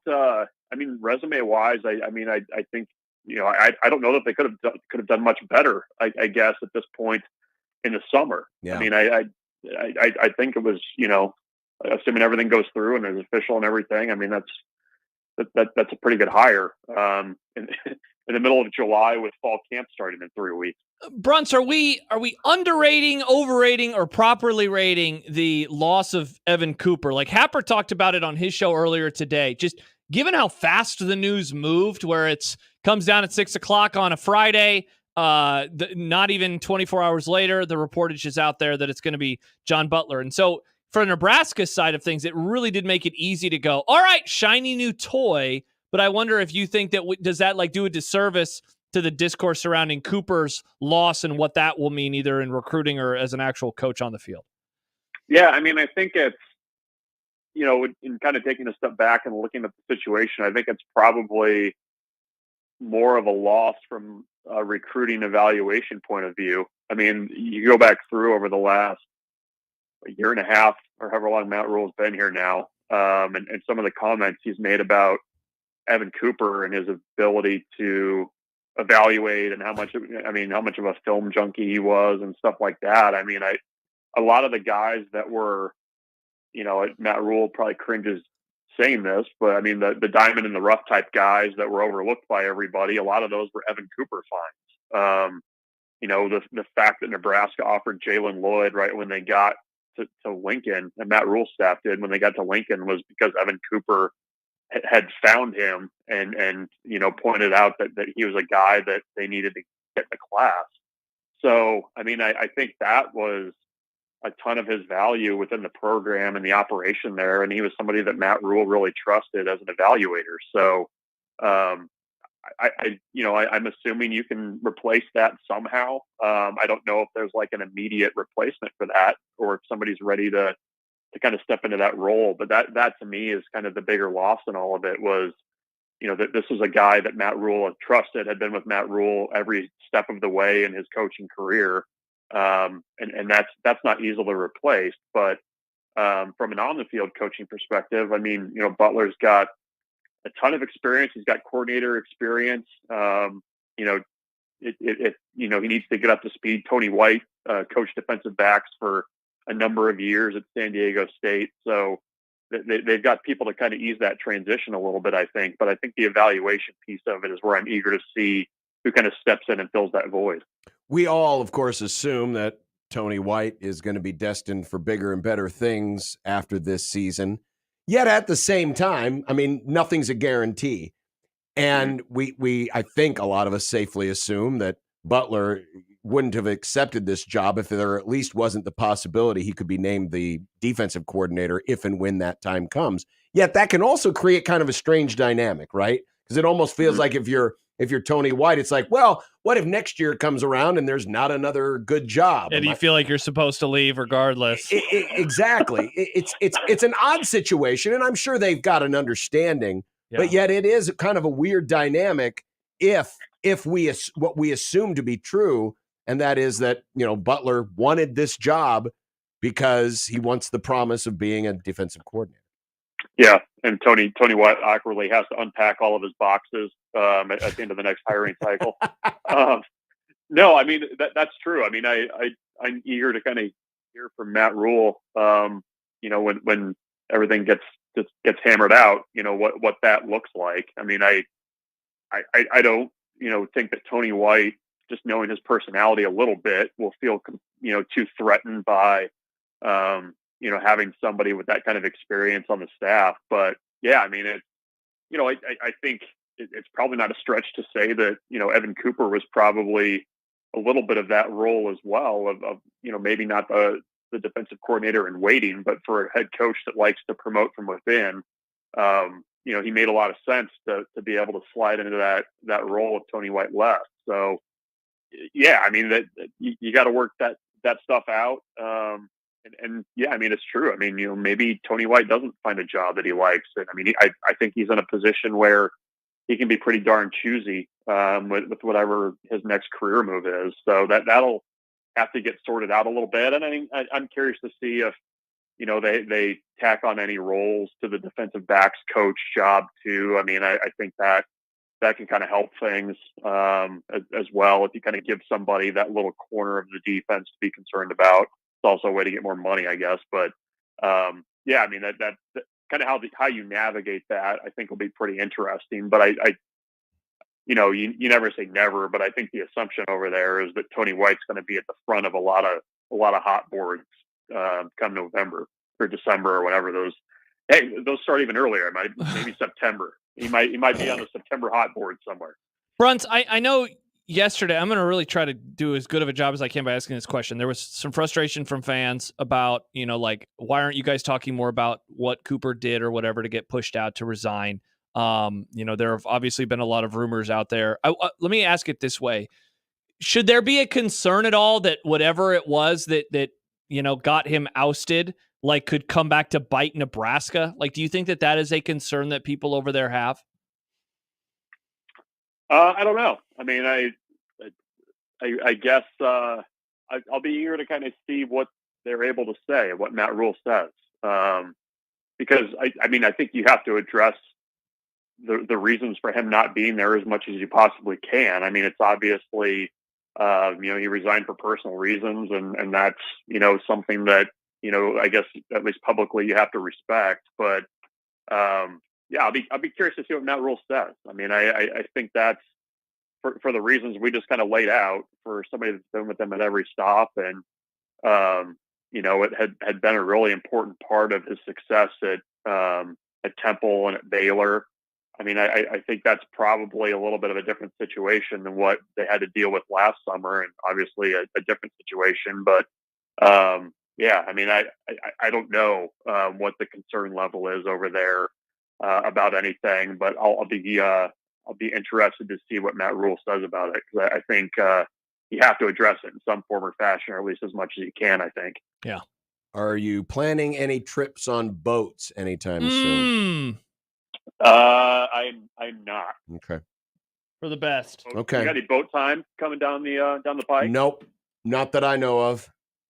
I just think we need to just do like a roll call of everybody in the Nebraska media. Hey, anybody going out on a boat? That's an excellent question. And maybe, get the Super 6 master list from Shafe, and let's send out a message to all of those people. Yes. Will any of you be on a boat? On a boat, yeah. Because that's when something's going to happen. Just people can just throw up on their Twitter account, pin a picture of a boat while they're gone, just so we know where everybody is, just in case. It's a good idea. Mm-hmm. It certainly is. Or we just link up everyone's location services together, and so we can all just like, I see that Shafe is on a boat. There you go. There you go. Okay. Well, Bruns, enjoy the rest of the week. We appreciate it. Thank you much. And we'll talk to you next week. Bye, Bruns. All right. Take care. Yep. To go to your last question, I'll handle this as delicately as I can. Nice. If what is being rumored is true, I don't think that this will come back to reflect negatively on the program. Just on the guy. Yes. Yeah. I think I think we're talking about the individual involved, and that's it. I don't think it's emblematic that there's something else going on or something that needs to necessarily reflect poorly on the operations inside the organization. Yeah, I think so too. That's, again, based on what we've heard. Yeah, the other question would be... I apologize for even bringing it up. Tonsil hockey.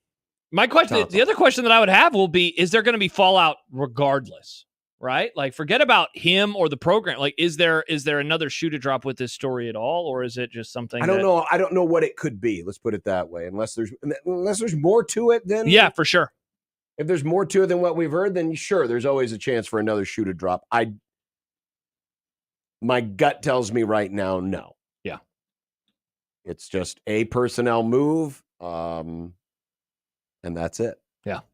What will be interesting is what happens to Evan Cooper down the road. Mm-hmm. Because he's a good coach. Well, here, let me bring up an example. So Ime Udoka, formerly of your Boston Celtics, you remember him? Oh, of course, yes. So he was the coach. I have his alternate jersey. So he went to the finals in 2022. He took the team to the finals. Yes. Randomly got ousted, like right before the following season. And never really exactly found out what it was. A lot of rumors, a lot of innuendo. Yeah. And yet he ended up as the coach of the Rockets. So seems like they don't really care about it. Yep. Because what he did, while legal... from a legal sense, was maybe against the code of conduct in that office. Correct. So my guess would be, if people think Cooper is a good coach because of what he did at a different office, probably will be okay for them to get passed at a new office. That'd be my guess. I would agree. Yeah. And now everyone can look up Udoka, and then they can figure out. Well, even that one, people will be pissed because there's not really any reporting on that one either. Oh, good point. Yeah. So I apologize. But I've been thinking a lot about Ime over the last couple of days, just given, I think, a lot of similarities. That guy's a head coach in the NBA. Apologies accepted. Thank you, Nick. Going back to the boat thing quick. Yes. That sounds like it'd be a fun vlog for you, John. Oh, wow. Yacht Rock John. Look at Hiccup Boy telling you what to do. The hiccups are gone now. So during the middle of that interview, he was distracting us because it sounded like a puppy was having hiccups. Mm-hmm. I don't know what to even do. Like my body, I just have to fight through it. Water doesn't help. Holding my breath doesn't help. I have to go your through tongue on the roof of your mouth. That's what they say. It's never worked for me. Well, I have to fight through. I'm sorry. You were in the trenches with me. It just sounded funny. That's all. They're gone now. Okay. Well, that's good. Hopefully. Fingers crossed. Yeah. Well, you usually don't have repeat offenses, right? Once you go through it. Yeah, people don't really have hiccup attacks. Yeah. People who go to jail famously never commit crimes again. Now maybe others do. They can't be tried twice. Mm-hmm. Maybe there's examples out there, but usually when you have a fit of the hiccups, once they go away, then you're good to go. Yeah. Or I don't know how long. We'll find out, I guess. Knock on wood. I haven't had the hiccups for a while. Wow. It's not as good as the vomit streak. The vomit streak is going very, very strong for John. It's not as good as the vomit streak, but the hiccups.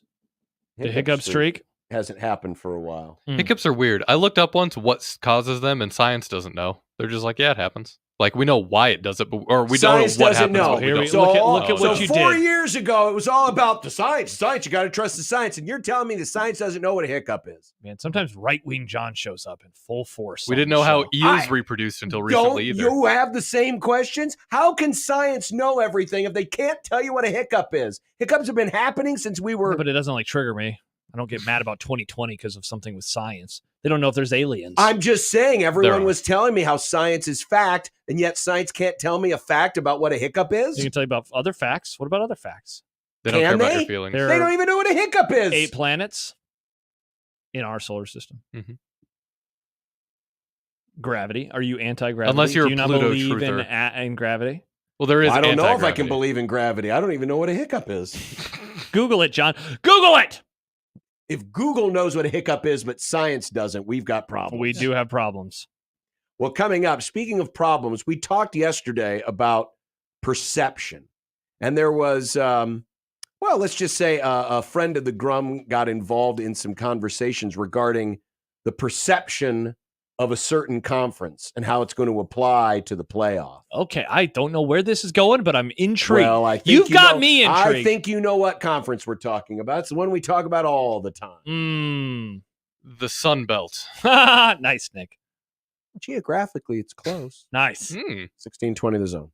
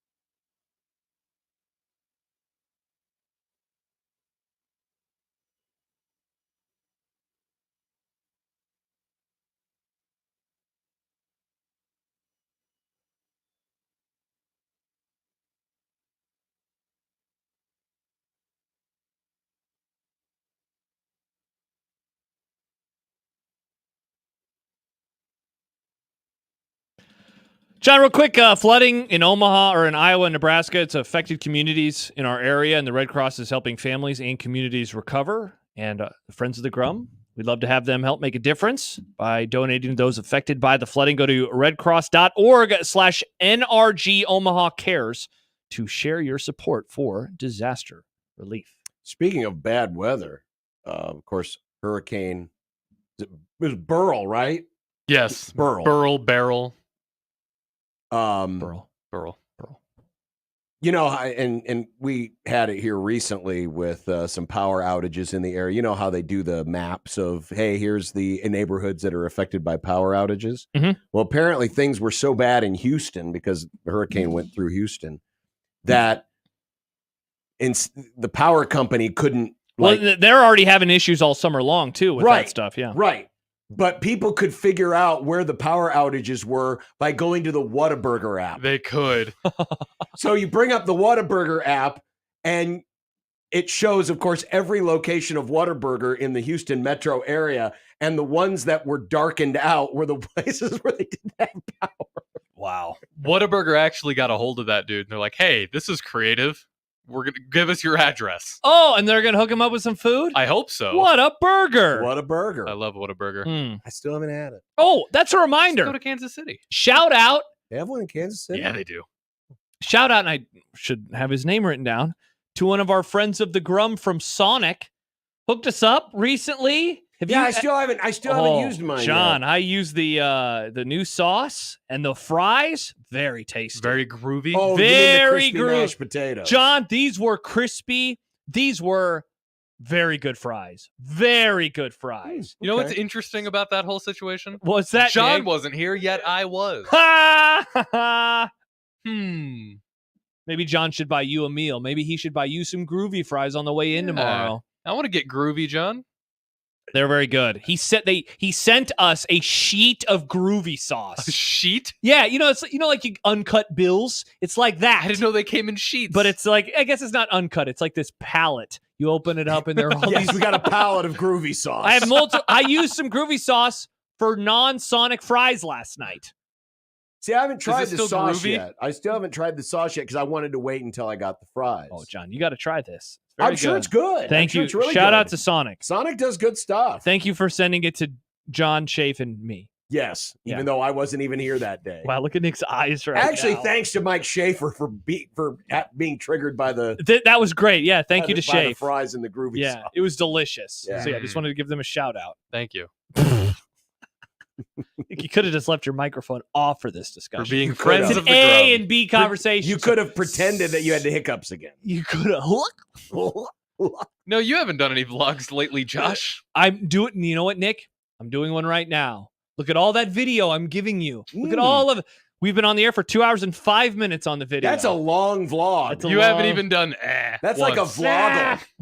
That's not even that's a vloggle. Mm-hmm. Loggle. It's a video novel. Mike tweets in on the JTech Construction Zone Twitter feed. I just got the radio on. Is John triggered again today? No. When isn't he? I was actually going to say. When was I triggered? Yesterday. John. At the beginning of the Grum, yes. Yeah, You were triggered in the crossover today. Interesting. Going against Josh and his wet taters. I was merely telling Connor the story about Josh and being scared of wet mashed potatoes. Not afraid of them. Not afraid. I love mashed potatoes. He hates wet things. Do you remember when I first started working here, I had not had mashed potatoes? Exactly. So That's who are insane. you to tell anybody how their mashed potatoes should be? Hey. You're still a mashed potato rookie. I have changed my tune. Rookie. I've been eating it for 10 years. We still Well, I mean, haven't compared taken the to other yellow people. stripe off the back of your bumper yet. Nice, More than a NASCAR. quarter of my life, Nick. Yeah, but compared to everybody else, like everyone, including myself, has started. Mashed potatoes is one of the first things you eat because you can eat it. And Yeah, as a baby, that's usually the first It's thing. all mush. That's usually the first like real food you get. Yeah, as a we were all baby going is goo goo mashed gaga potatoes, please. Daddy's Yeah. home, lick, lick, lick. Meanwhile, Judge Hey, Blake, Daddy's home. Lick, lick, lick. potato. That was what, 4 years ago? Oh, hey. Come on now. So yesterday we were talking about perception and the college football playoff. College football has been a sport that has been run on perception since the beginning of time. Since really the beginning of time, because there's not been an organized way to determine a champion. No. And my argument yesterday was that now with the 12-team playoff, believe it or not, I think perception will matter even more, not less, than it used to when we were determining the champion by a popular vote of drunk sportscasters and sports writers. Because it's not just because it's the 12-team playoff, but it's because of where we are now as a college football, dare I say it, a society. Nice. With the conferences gaining more and more power, with certain leagues getting stronger, other leagues getting weaker or getting evaporated altogether. You now have, we can't even say we have a power 5 anymore. We really have a power 2. And then we have a couple of other leagues that are hanging on for dear life. And then the group of 5 who have always been what they've always been, and that is powerless. Yeah. And instead of us arguing over who is number 1, because as I made my point yesterday, it was probably easier to determine who was number 1 because all you had to do was wait for all the teams to start losing, and your champion came down to who you thought was best among the undefeateds and the one-loss teams, of which there weren't that many of those. But now you're in a 12-team playoff era where you're going to have conferences vying for more spots. You're going to have brand names vying for more spots. And there's just going to be more data points from which to argue, right? Yeah. And so I think perception actually is going to matter more. And on that subject, Josh Pate from 24/7 Sports tweeted out yesterday, as a matter of fact, a question. He said, within college football media, what is SEC bias? Within the media? Yeah. What is SEC bias? Now, did he try to answer it? Or do you want us to answer it? Well, a friend of the Grum answered it. Okay. Who is that? That would be Mr. Bartu. Okay. Dave Bartu, College Football Matrix. He said, I would say it's just knowing where your bread is buttered. You're going to spend time writing for eyeballs, SEC, then Big Ten, even before the expansion. And most will say it's because the SEC is always picked deeper and to have better teams. That's an easy CYA, cover your ass. They recruit the best. And there was a little further conversation on it. He said Dave was basically asking himself a rhetorical question. But Dave, they haven't earned it. They meaning the SEC. To which Bartu says, yes, they did. They out-recruited everyone. If you're writing about picking the best teams in 24, 25, 26, 2030, 2040, you're talking about the best recruiters. SEC has 10 top 20 recruiters. Who the hell else you taking preseason to be the best? Yeah, see, the part about this discussion that I always find annoying, and I think that the original question from Josh Pate is really good, is that on the field, they win. Like, say what you will about they have FCS games in November, or that ESPN loves them, or whatever it is. When the rubber meets the road, more often than not, and we talked about this yesterday, go back to 2006, and I wanted to look this up real fast because I want to find non-SEC champions. So since 2006, I'm going to read you the list of non-SEC champions. The first one happens in 2013. That's Florida State. Ohio State wins it the next year. Then Clemson in 16, Clemson in 18, and Michigan last year. The part that I don't like about this discussion is always like, but they are the best. They always do win. You know, and I know sometimes this conversation turns into, well, what about top to bottom of the league? And it's like, come on. And that honestly, because that's where the conversation's going to be. In the past, what you just pointed out there, that's always been the top of the league, right? Yeah. The team that wins it all. But when you're picking playoff teams, you're picking the teams to fill out the rest of the field. So you're looking deeper than just Georgia and Alabama, the current top 2 in the conference. You're looking deeper into that. And so the conversation then becomes, well, okay, Ole Miss finishes 9-3. Yeah. Kansas finishes 10-2. We know that one of them is going to get the benefit of the doubt because of where they play. Bingo. But if we go into this playoff, and so like, let's say that happens this year. Let's say that exact scenario happens this year, and people are mad about it, and that's fine. You can be mad about it. And let's say that Ole Miss still goes in and wins like 2 or 3 games. Are we still mad? But what if they don't? But what if they don't? It's a great question. And so then you just end up going back and forth on it. But because it's all about the opportunity. Because this playoff isn't going to be any different than any other playoff. It's all about who you face. Yeah. Right? Yeah, we're going to start saying this. It's about matchups. It is going to be about matchups. Yeah, for sure. It is going to be about matchups. And you're going to get, I guarantee you this year, you're going to get a team that a lot of people are going to say they didn't deserve to be in. And they're going to get a favorable matchup, and they're going to outperform expectation. And we're going to get a team who is going to grossly underperform an expectation. And it's going to turn into a referendum on, well, see, that's why teams like this shouldn't get in, or this why teams like this should get in. Yeah, the first G5 team that gets into the new era, not the old one, because Cincinnati, they held up well. They got beat, they got dominated, but they didn't get smoked. But if the first G5 team this year comes in, remember, they'll be a 12 most likely. They'll play a 5. Liberty. Yeah, exactly. Liberty. They'll most likely play a 5. So one of the very best teams, the best wild card is essentially what we're talking about. They will play the second place Big Ten or SEC team. Well, they could most play a likely. conference champion. No, not if they're the 12, because the conference champs will all be in the top 4. Remember, top 4 seeds are only conference champs. So the 5 seed will most likely be. I'm thinking that we still have 5 power. Exactly. Whatever. So in the former iteration, right, it would have been. yes. So they will play the second best team of a conference, probably the Big Ten or the SEC. If they lose that game by like 50, that conversation is immediately going to pop up, because remember, we only have 2 years of this system as it stands. Sure. And then they could wipe the floor. They could completely change it. They could not change it. They could tinker. But if that example happens, there's going to be a large rallying cry to kick them out and to not give the G5 an opportunity to play for the national championship. Absolutely. And you're right. So our biases, the biases that we have going in, you're either going to make your argument in the like, oh, look, see, I knew I was right the whole time. Or if maybe you're disproving, you'd be like, but matchups, or whatever you want to say. Yeah, I think the conversation has been there. But I think the conversation now about SEC bias is going to only get louder this year, because you will have a scenario where an SEC team or teams is going to get the benefit of the doubt 100% over somebody else from another league. Yeah, 100%. The one problem I have with Bartu referring to recruiting, and I'm not a denier. I'm not saying the SEC hasn't been the best football conference. I think they have been. But the problem when you're using recruiting rankings is that too is based on perception. Yeah, definitely. There's no hard and fast. As much as I believe in recruiting and recruiting rankings, that's still based on a perception. What about draft picks though?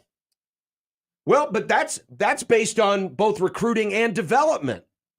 And I don't necessarily like to use the NFL draft because, listen, the player voted the best player in college football. How many times has the Heisman Trophy winner gone on to be a great NFL player? No, but the point about the NFL draft was to say, like, that is raw talent. Like, they are viewing these players as talent.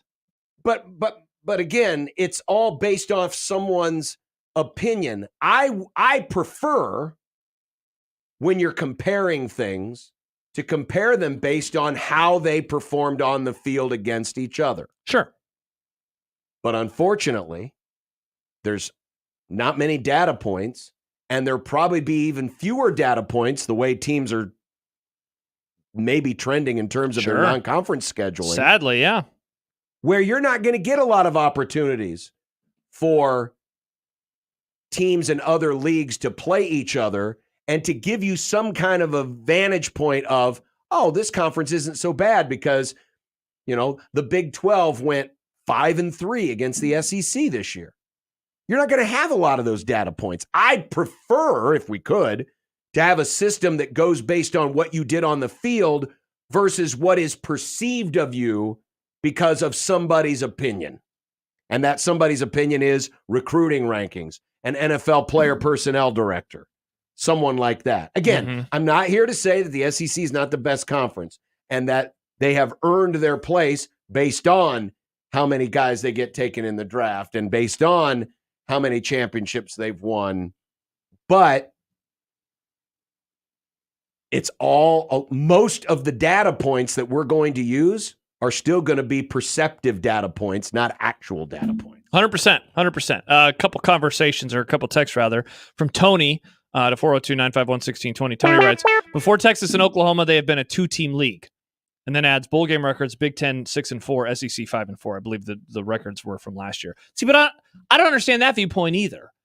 LSU won a national championship, and I guess it has now been 5 years, but that was not that long ago that they won that national championship.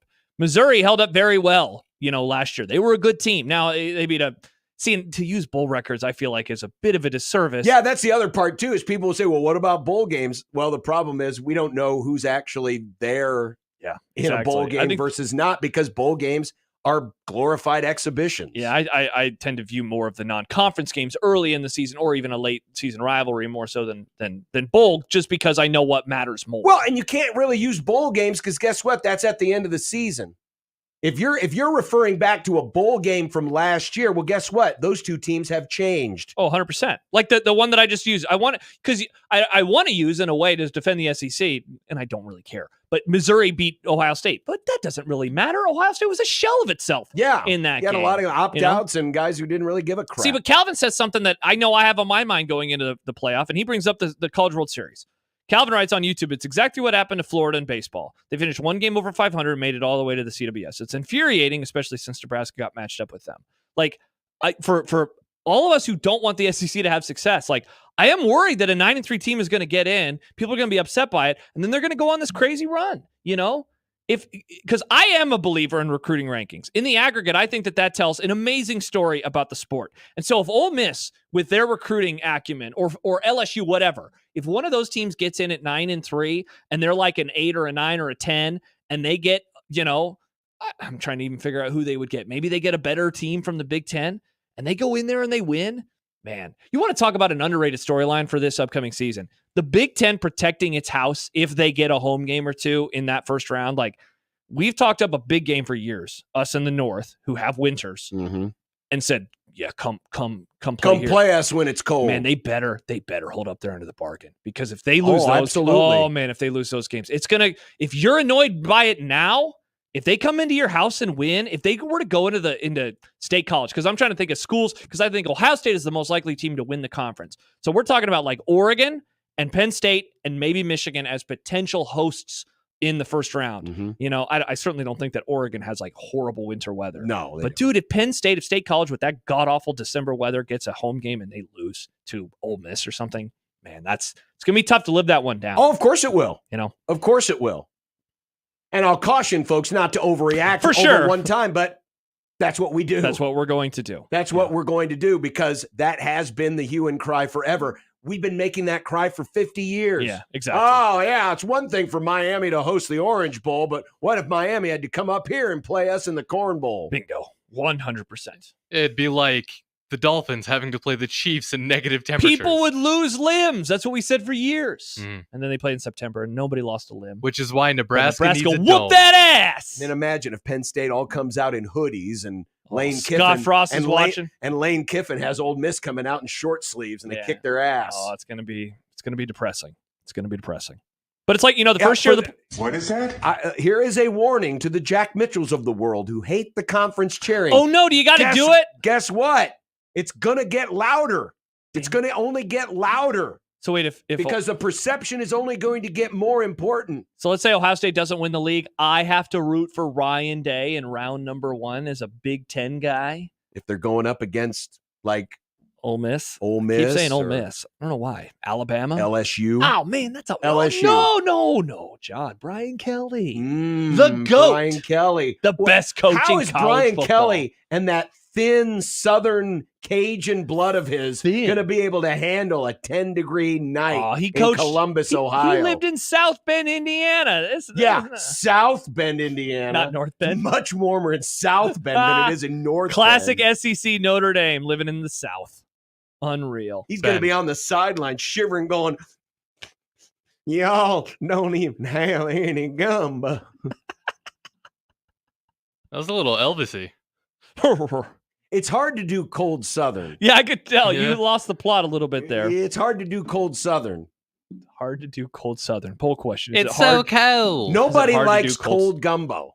No, you want it warm. You want to warm up. It's like gumbo. you don't want a cup of cold coffee. Well, some people do. Those people are It's called freaks. iced coffee, Josh. Freaks. You're all freaks. You don't like iced coffee? No, it's horrible. I don't want those flavors with that temperature. No.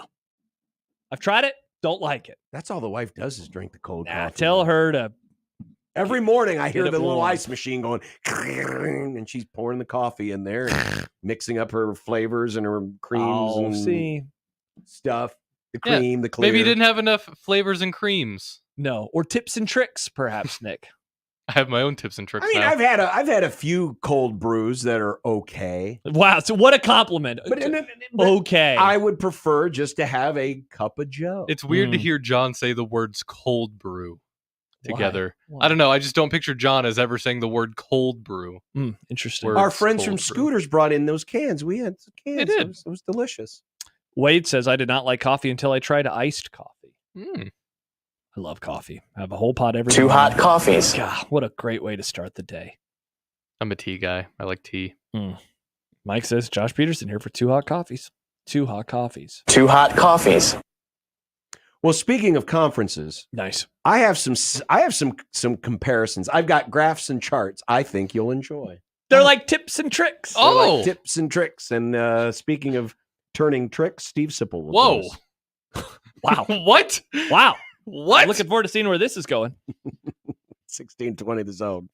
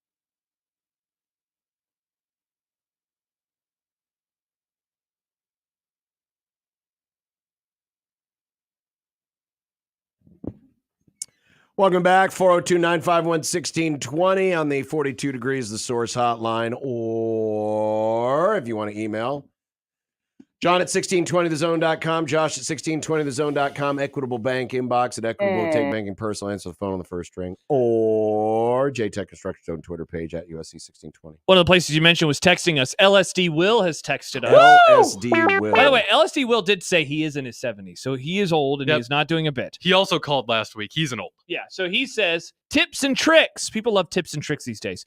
I put my toaster on its side to reheat pizza and then adds, I'm a strange man. I don't think that's safe. Yeah, that doesn't seem like a good idea. LSD Will, don't do that. The cheese would just drip on down. That's bad. You're not supposed to get grease in there. Yeah. That could start a grease fire in your toaster. Definitely. That's why people don't make hamburgers in their toaster. Yeah, definitely don't do that. Definitely don't do that. Doesn't have a microwave?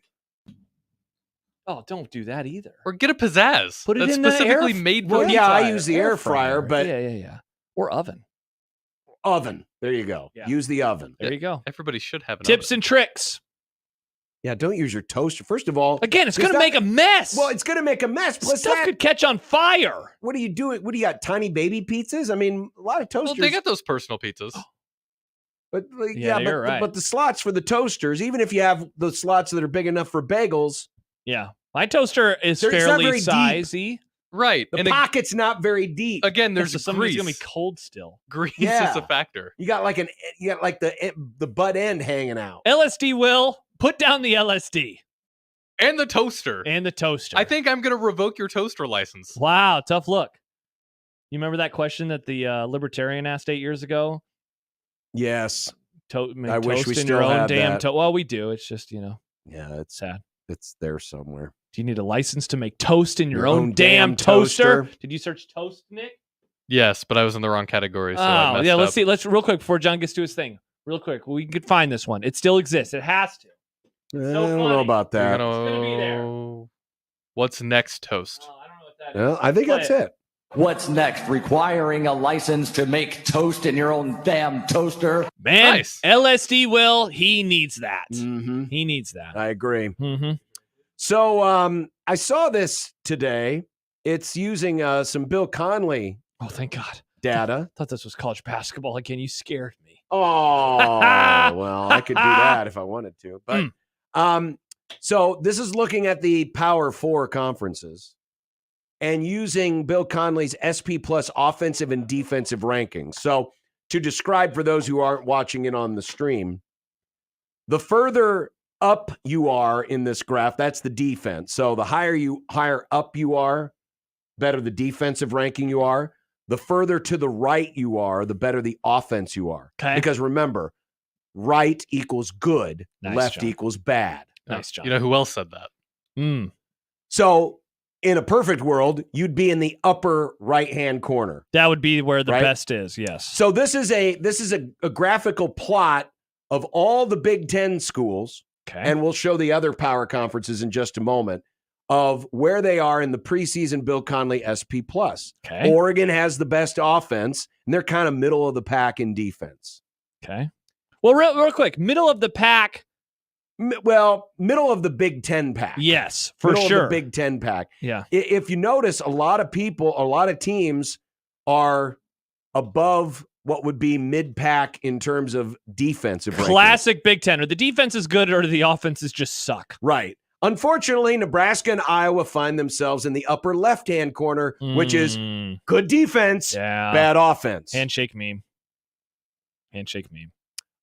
If you're wondering about Ohio State, very good on defense and decent on offense. But it's kind of interesting to see the graphical representation, right? Yeah. Oh, so 100%. this is the Big Ten. So your teams like, obviously, Oregon, SC, Ohio State, Penn State, your good offensive teams, your really good defensive teams, Ohio State, Penn State, Michigan, Iowa, for example.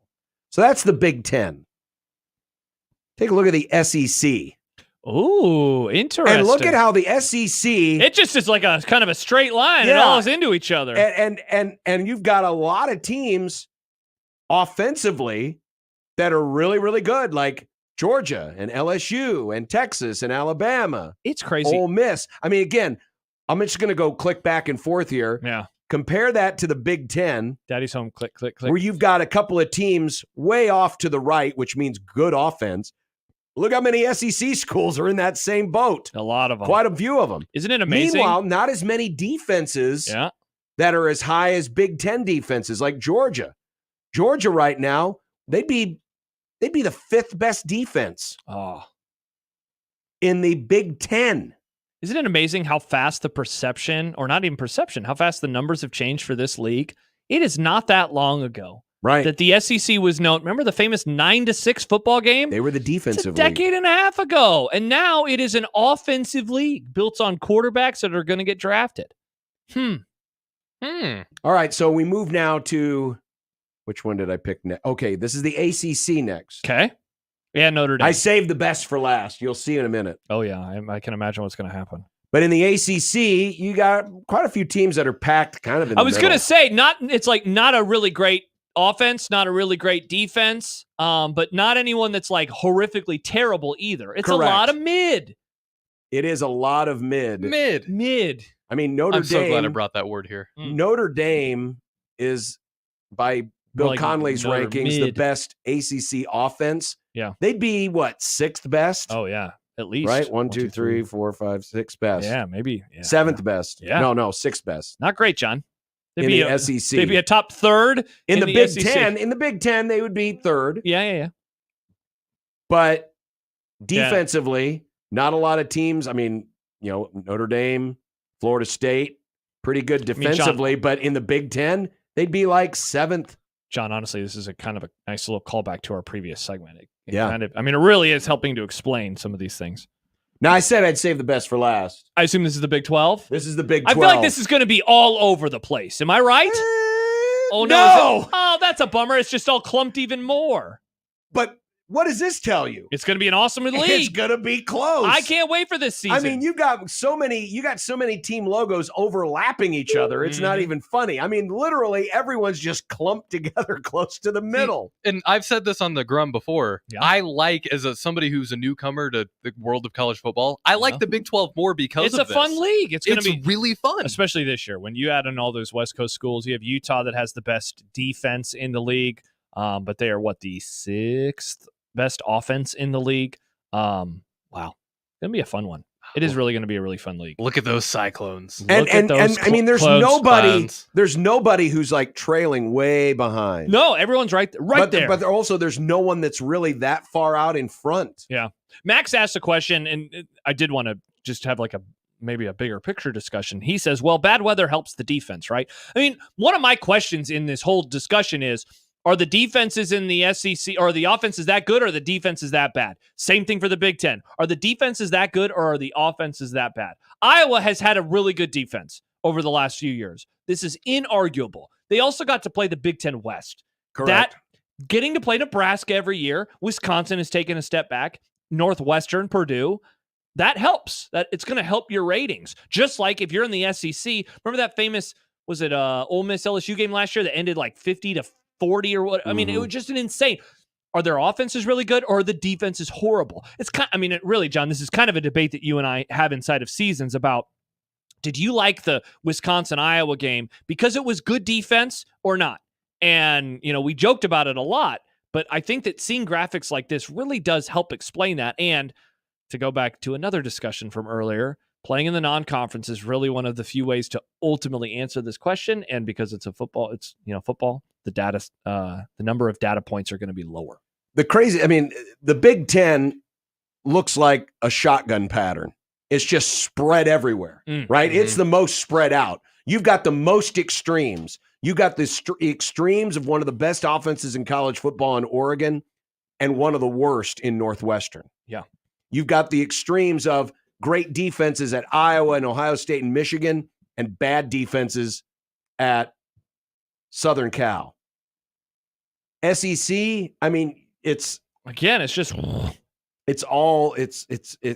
more like a hose pattern, right? It just starts and then just kind of goes out. Yeah, and it's like and the best teams are on the far right side of the graphic, and the worst teams are on the far left side of the graphic. Like full stop. I mean, maybe an Auburn surprises us, but I feel like if the standings finished with like Georgia, Texas, Bama, Ole Miss, Missouri in that order, and LSU, I guess, it wouldn't totally shock me. You know, I mean, somebody might pop up in there. Oklahoma, Tennessee, they're a little further back, but that wouldn't surprise me at all. I think it'd be interesting to compare all the mid teams throughout the season. Yeah, with the Auburn, those guys, those guys. NC State is hiding behind there. Yeah.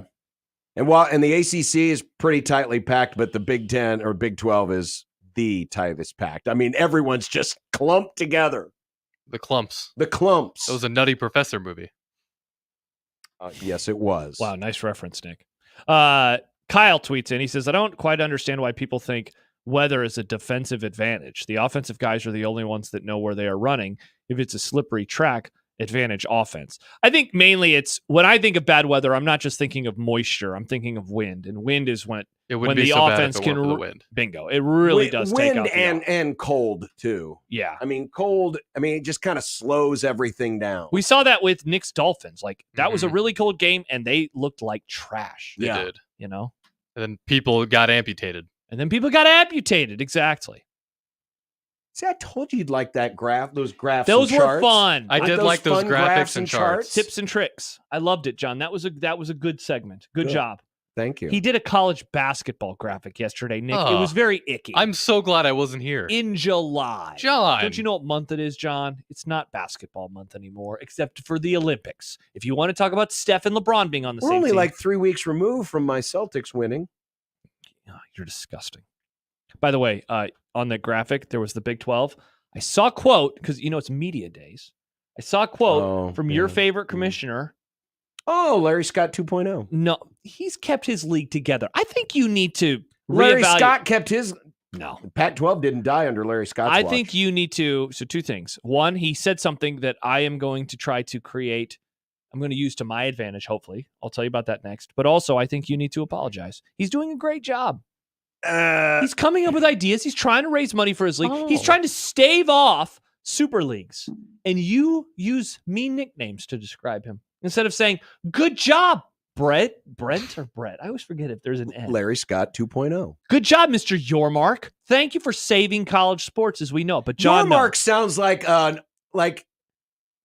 publishing It sounds like house. an off-brand Yonkers. An off-brand Yonkers? It sounds like instead of going to Yonkers, I'm going to go to Yormark instead. See, it sounds like not wrong. It sounds like a dairy producer to me, like the A&E and the Yormark. That could be too. I like Yormark butter. Wow. Sorry, honey, I couldn't afford the nice ring from Yonkers, but I got you this from Yormark. This is incredible. You guys are very good at this. Good job. Thanks. Well played. But I have more positivity for you about Mr. Y. I got Mr. something Y. coming up that I think you're going to enjoy. You're going to come to John, big tears in your eyes. Big, strong men, John, with tears in their eyes. Sir, have you seen this? Have you heard about this? I have good news about college football. I'll give that to you next. 1620 The Zone.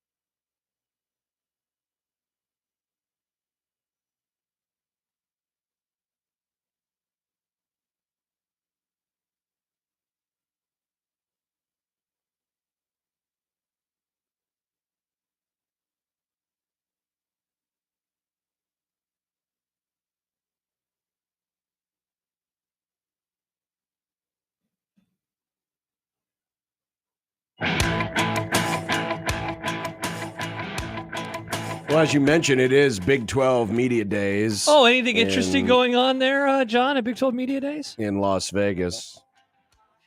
Well, there was something interesting. We told you last week about Ollie Gordon, the Oklahoma State running back, who was arrested for DUI. Yeah.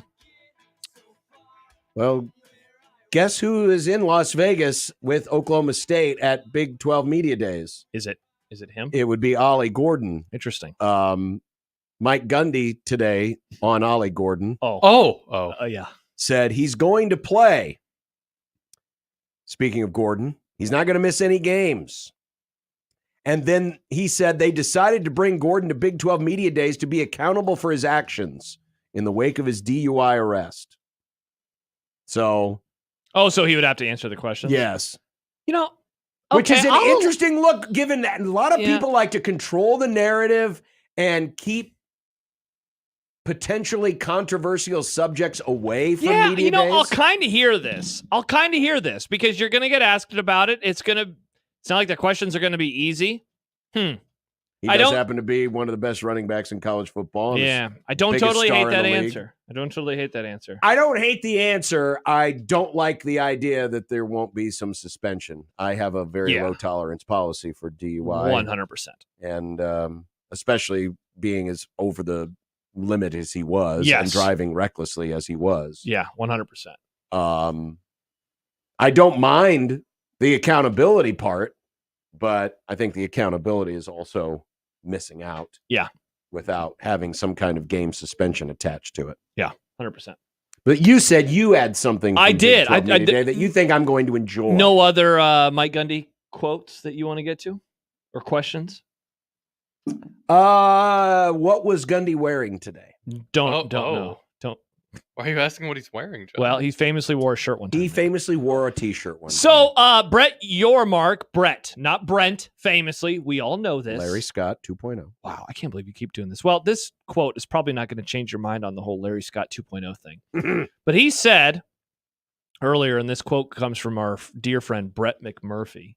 Not Brent McMurphy. Not Brent McMurphy, yeah. Two Bretts in a pod. He wrote, if they did a podcast together, it could be called Two Bretts in a Pod. There's a lot going on Saturdays. The questions are, there are new TV windows we can explore to highlight our team differently. We have to kick the tires and figure out other TV windows that make sense. I have an idea for you, John. I have an idea. What other TV windows are you going to do? You woke up on a Saturday morning. At 6 a.m.? You're scrambling eggs and you're watching a football game that kicks off at 9 a.m. What? What's bad about a 9 a.m. game? It's a new window. No one's watching. Oh, boy. John, how is this a bad thing? Imagine waking up and having football on your TV at 9 a.m. You're not having to attend. I'm not a huge fan of the early morning. I'm not a huge fan of when they do the foggy London town games in the NFL. I like foggy London town. I like having the mornings to listen to the takes. To watch the pregame shows. Haven't you gotten enough takes in the week? I gave you plenty of takes. You talk to me every day and you still need more takes. Yeah, but I want to call you on Sundays. But I like to feel like I'm sitting next to you when I listen to Desmond Howard spew forth his crap. No, I just think it's a polo, by the way, orange polo. I don't think they're going to do that. Morning games? I don't think they're. What else would they do? That's a great question. Unless they're talking about like Wednesday night games or something. They could be. Yeah, they could be. 3 a.m. Will they do 3 a.m. football? That's what Max writes, 3 a.m. football. I think there's only a finite number of windows that you could go to that would seem realistic unless you want to move days. I think an early morning game, Colorado hosted Nebraska at 10 a.m. last year, local time. Why not a 10 a.m. game? If you started at 11 a.m. on the East Coast, how many East Coast teams do they have now? UCF, West Virginia. Yeah. Am I forgetting anybody? I honestly don't know. You could do those games at 11 a.m. on the East Coast. A little 10 a.m. football. And then you wouldn't have to watch Desmond. This is good. I'm trying to help you out. I'm trying to make your Saturdays better. Or I'll call you on Saturdays and give you opinions. I get what everyone's trying to do. But I'm going to use the same philosophy on this that you have used with college football going up against the NFL. Just deal with it. You're going to have to deal with it. For sure. That's probably the answer ultimately. And I actually like when we have overlapping games. It's great.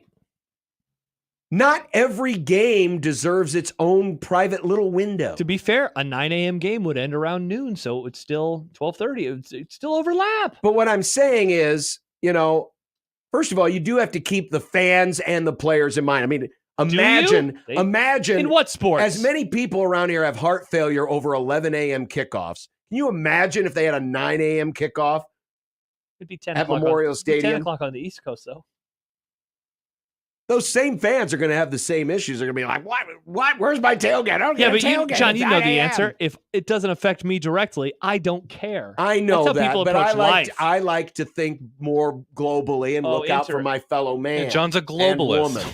But I also like the idea that, on a Saturday afternoon, I might be able to watch a really good SEC game, a really good Big 10 game, and a really good Big 12 game, and they're all going on at the same time. I'm just trying to make your breakfast more enjoyable. My breakfast is already enjoyable. Peanut butter toast and football, plus, baby. I also like to have time to get out and walk Wrigley. This is not keeping you from walking your dog. This might spawn that. More dog walking? No, a college football version of Red Zone. I'm hoping that happens with the new streaming conglomerate thing that we're about to see. I'm hoping that we get new venue. Yeah, venue. Thank you, Nick. Good. Venu. Yeah, good memory. Venu. It's because it's a dumb name. It's a horrible name. It is a dumb name. Why would you stop walking your dog? Because there's 9 a.m. No, football? I'm just saying, if you want that window, if there's games you want to watch, can't walk today. The early morning is a better time to go walk the dog because you're not missing any. You'll just miss the first half of the game because it's at 9 a.m. Get up earlier. 6 a.m. walks? No, I'm not. I woke up at 7 I don't want to morning. get up earlier. I took Banks for a walk at 6:45 today. I want to sleep in a little bit on Saturday. I don't want to get up and. That's so funny. I wake up earlier on Saturdays and Sundays. I think I'm doing my life backwards. Yes. A text from the 402. I figured it out. John likes Desmond. He is disgusted the games will take the spotlight away from Desmond. I knew it. Actually, I watch the Fox pregame more than I watch ESPN's. I knew it. Mike writes. Because I like Herb and Meyer. You like Herb. I like my sweet baby Mike writes, Herbs. don't you run on Saturday mornings, Josh? I do, but I'm done by 9. So I'd be watching ball, baby. I'd be watching football. Be on my couch watching the game. It's UCF in Houston at 9 a.m. You're a sicko. I just like football, Nick. No, that's fair. You going to arrest me? No. Max says halftime of the 9 a.m. slot seems perfect for a dog walking. There you go, John. 10:30 walks. Yeah. Oh, you'd miss Lee. Also, you like listening to things on the radio. Original mumbles. I'd have to. I'd have to. Is that President B on TV? Nope, that's just. Listen, if Larry Scott 2.0 wants to do this, that's his own business. But I also don't have to watch. Kyle hits on it. John doesn't need more windows to not watch football, and you barely even watch anymore anyway. Everyone knows you hate football now. Why do you care?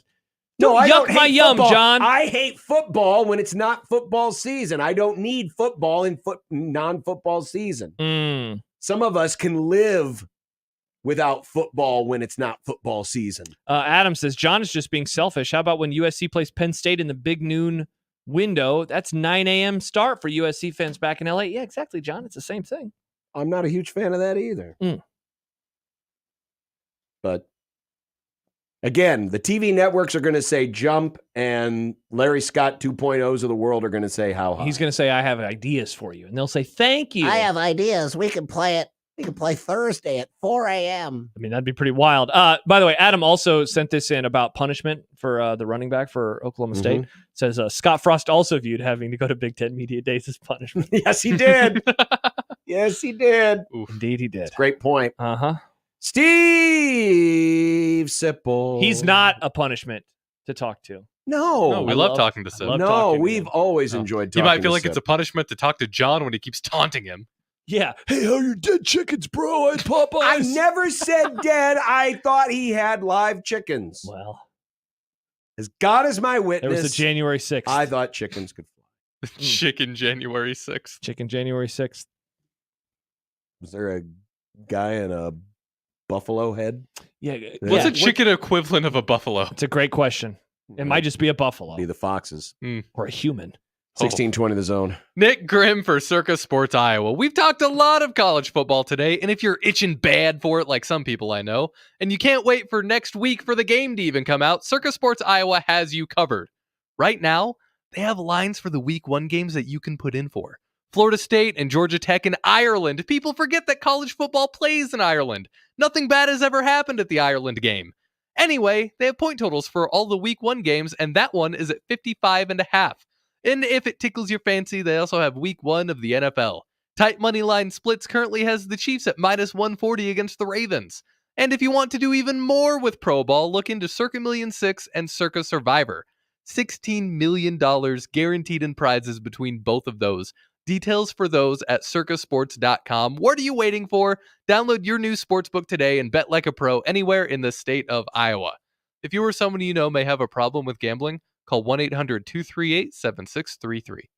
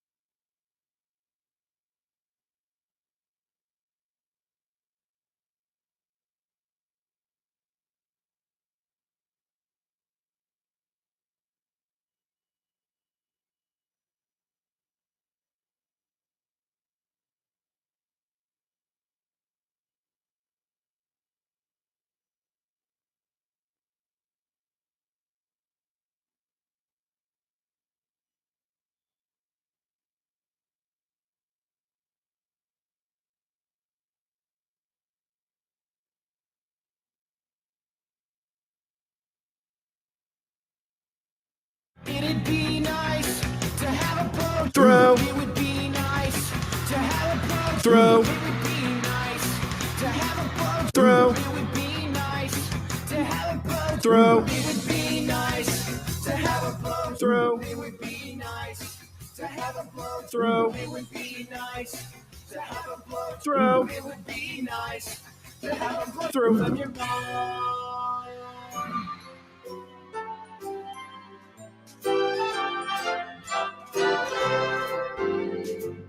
Sipple the snowflake is one old triggered soul with reading glasses sitting on his nose and takes that really blow. Sipple the snowflake deserves a mouthpiece to the face. He says LeBron's the GOAT and Steph will choke. Then he runs to his safe space. Hey, we gotta be careful here. He tells us when we speak. But when 10 games air in a day, he thinks that's too many. Oh, Sipple the snowflake says words like mature. He's a blogger now and an honor too, and also really old. Hey, Steve Sipple, how are you? That's a little too upbeat. What's going on? Oh, nothing. I just, last week didn't go so well. It didn't. What happened? Remember what he talked about? Your former pets? Yeah. Oh, John, come on. You can't shame me twice. That's why I came in. It's like happy. double jeopardy. You can't murder the same person twice. Yeah. So you're being overly nice. Don't do that. I'm not your wife. I'm just a colleague.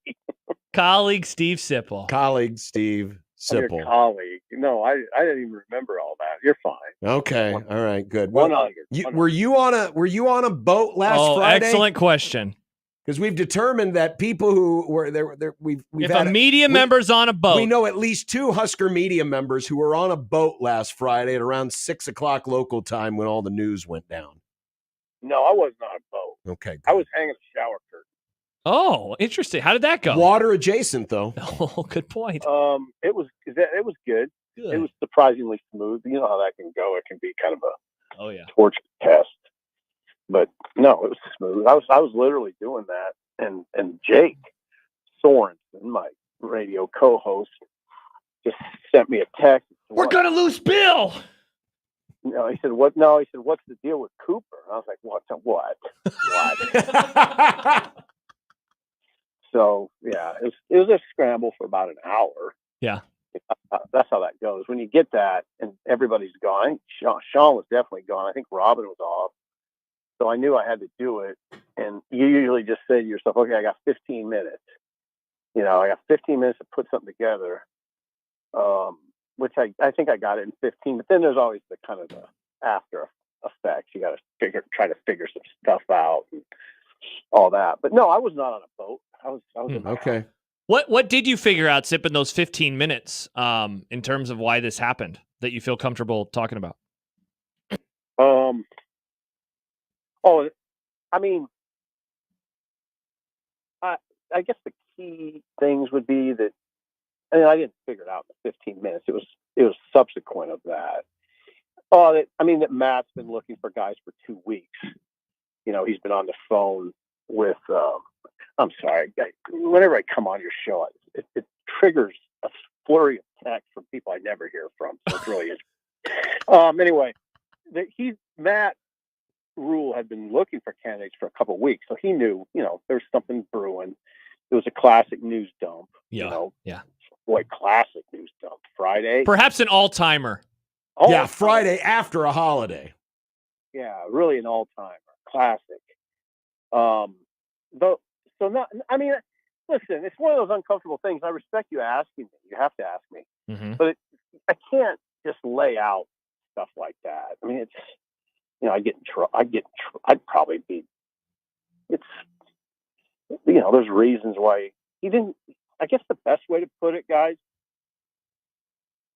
I don't even know if I can do that. I mean, he left. I guess you'd say he left and they say for personal reasons. But I don't. The question that people would ask at that point is, did he have a choice? So that's it. Yeah. Okay. Let me ask you this then, and I haven't asked this of anybody, and so you'll be the first, and maybe you'll be able to answer it. Maybe you won't. Who made this decision? Do you think? Was it good? Was it Rule? Was it Cooper? Or was it somebody else? Well, I don't think it was Cooper. I don't think he had a. No, I don't either. I just wanted to present him as one of the options. I mean, the other option would be, was it, a university decision? Administration. I don't know if it got to that level or not. It could have, though. So it wasn't a Cooper decision, let's put it that way. Yeah.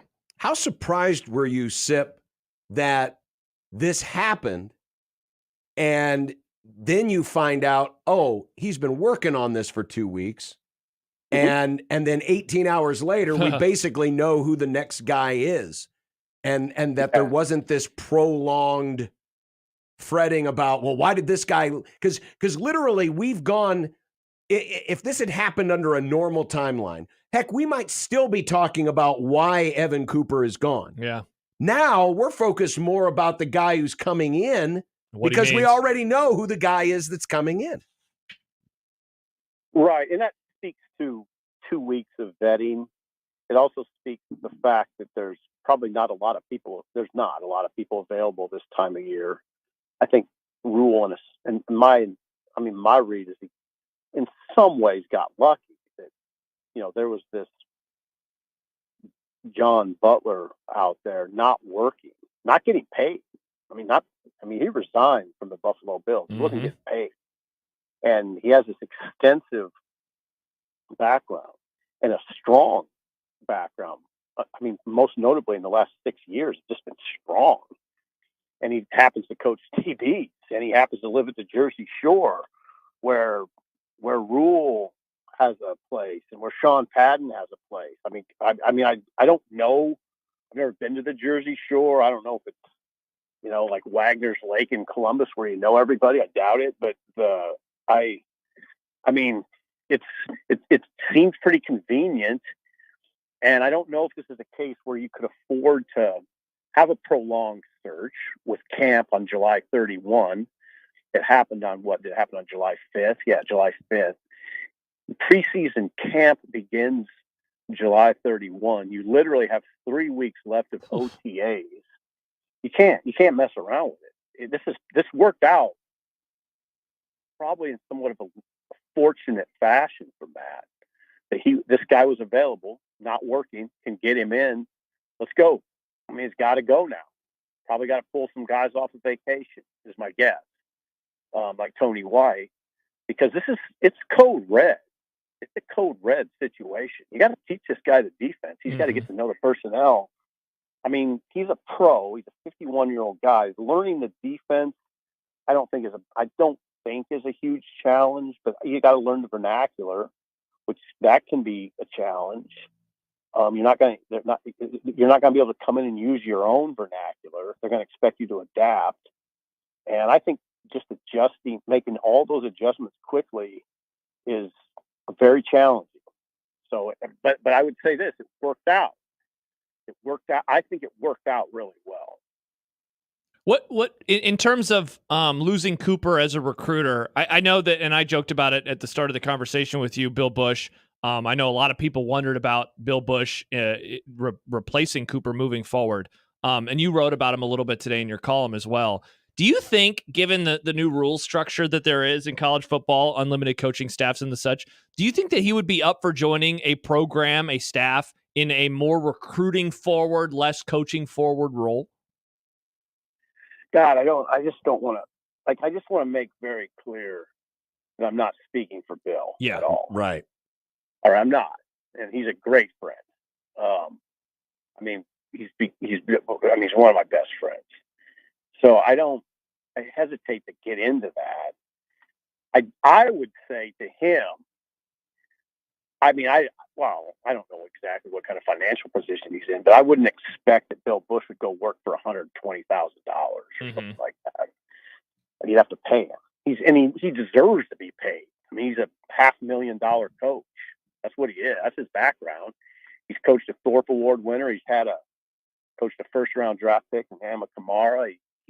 He recruited 2 first overall picks in the NFL draft. Coached for a national championship team in 2019. I mean, I would think that Bill would be more of a guy that would go join a 10-member traditional 10-member staff at a big-time school and make $500,000. I mean, that's what kind of coach he is. He's not an add-on. I mean, he's not that. Steve Sipple joining us on the 42 Degrees of Source hotline. Going back to Cooper, given that, I mean, he is an OG Matt Rule guy. I mean, they go back to Temple, and, you know, just about everywhere Rule has gone, Cooper has followed, and he's definitely a trusted advisor. What do you think the psychological blow is to the program, or even to Matt Rule, knowing that, you know, a guy that he is trusted for a long time is no longer going to be in the fold? It's a big time. It's a business for rugged dudes. Matt is that. You don't really have a chance to wallow in any of that emotional type stuff. You don't. I mean, especially right now. I get where you're coming from, but I don't even think you let that sort of sentiment enter the room. I mean, it happens, you know, he's gone, but you're right. If you talk to anybody close to Rule, they'll tell you that Satterfield and Cooper are his top lieutenants. Those are his guys. Satterfield and Cooper. So, yeah, from that standpoint, it's difficult.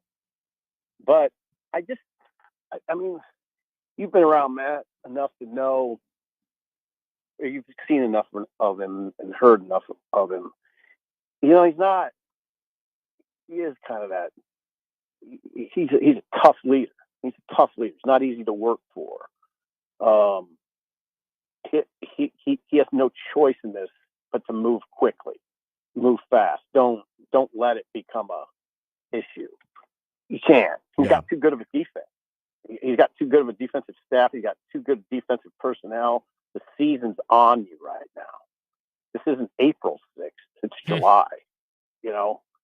So there's no time for any of that kind of mindset. There really is.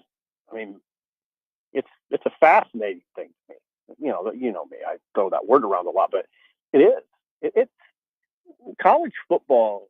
To me, is really interesting in a ton of ways. The way it's evolving, and one of the most interesting to me is just the calendar. How critical June and July, particularly June. But man, I mean, players are over there in OTAs right now, and they'll go right in, pretty much almost right in to camp. I think they'll get a little time off, but not much. It's rolling, baby. I mean, so you had to get a guy in here. He's probably over there working, is my guess. And you know, you just gotta get it done now. Yeah, if you push aside, and it's so hard with this story, but if you push aside the circumstances that led to this moment, I mean, it really is just super interesting given that, and you said this earlier in the conversation, I cannot imagine that they would have expected anybody better than this, knowing what they had to do at this time. You know, we had a conversation yesterday with Tim Graham, who covered him, the last few years for The Athletic. And it is wild that a coach seemingly this good was sidelined this year for a very particular reason, and that reason was his and his alone. Yeah, I mean, it is sort of hard to imagine getting someone with a better resume. When you read about what he's done the last 6 years, and Graham wrote about it, it is startling. Yeah, that's why I say fortunate. I think Nebraska is kind of fortunate. Now, the one thing you have to add to that conversation, it's really important, is he's coming from the NFL, and he's coming into a college game that's a lot different than it was in 2013, the last time he was a defensive coordinator. The calendar's changed. There's a lot that's changed about college football. It's going to be a jolt, I have a feeling, to him. So it's still not ideal. His resume is really good, and you know he can coach. You know he can lead, and you know he wants to lead, and you know he's an aggressive, no nonsense, let's get it done guy. He's not going to need a lot. You're not going to have to hold his hand over at the stadium. He'll go in there and take charge. That's the kind of guy he is, and that helps. But you do have to recognize the fact he hasn't recruited in a long time. Recruiting's a lot different. Think about it, how much different it is than 2013. And I don't think you could say, "Oh, come on, Sip, recruiting's recruiting." No, it's different. It's everything. It's just different. So he's got to have some challenges. I'd say some significant challenges. Should we expect that there will be at least some hiccups in the secondary that we would notice on the field? God, I don't know. It's hard to say that. Yeah, I know. Here's why it's hard to say. Because I don't know if he hits the ground running and finds a groove immediately and the guys adapt quickly to him, there'd probably nothing that we could discern, that there might be stuff that we just don't see. But I don't know. It's complicated because humans are complicated. How will the kids adapt to him? I mean, let's think about what I wrote about Cooper earlier this summer, July 6th, June 6th, where Cooper felt way better about year 2, because in year 1 he's a hardcore guy and he doesn't coddle, and it was hard. He said it was a hard adjustment for the kids to get used to, and now they get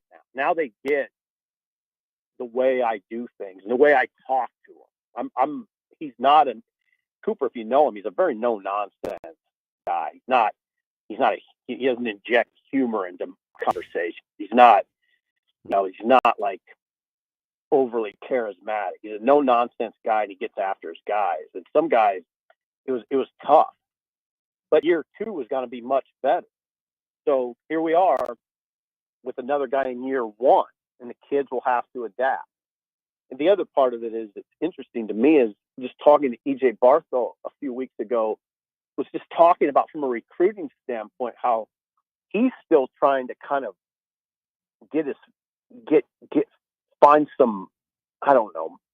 find a groove in the recruiting world as a new coach at Nebraska. It's still a new staff. So continuity would be really good. But this is not continuity. This is the top evaluator having to move on. Yep. So it's a gigantic story to me, because Matt's going to have to, as leaders often have to do, he's going to have to guide that ship through a bit of a storm here, I think. Can you believe it, Sip? It's almost here, man. It's so close. Oh, would you stop? It's here, John. I turned the corner on like July 6th. I was like, oh, it's here. I'm not even. Yeah. I mean, I just plan on not having the day off until about December 31st, probably. Probably for the best. It's a way we should all probably approach things, huh? No, that is not the way we should approach anything. We should not seed our summer. Summer's over, brother. Summer is not over. Yeah. It's going to be 99 this week. It's not over. Thank you, Nick. Do not seed our summer. This is what happens. You get this schedule creep. Pretty soon the Super Bowl will be in frickin' March. Probably. What a happier time that'll be, huh, Sipple? Because then the next season will be so much closer. It will not be a happier time. You people do not, and I do mean you people, do not understand. Ice cream is more special when you have it once in a while. I have ice cream not every freaking night. I have ice cream twice a week at least. It's great every time. Now, John, me and Josh kind of had this conversation a few summers ago, and I was more inclined towards your way of thinking. Right now, what I'm doing is just acknowledging reality that you're choosing to ignore. I mean, I'm not choosing to ignore. You know what, Matt Rule? You can fire all the coaches you want. It is not going to change what I do this weekend. What happened today in Las Vegas, John? What was today?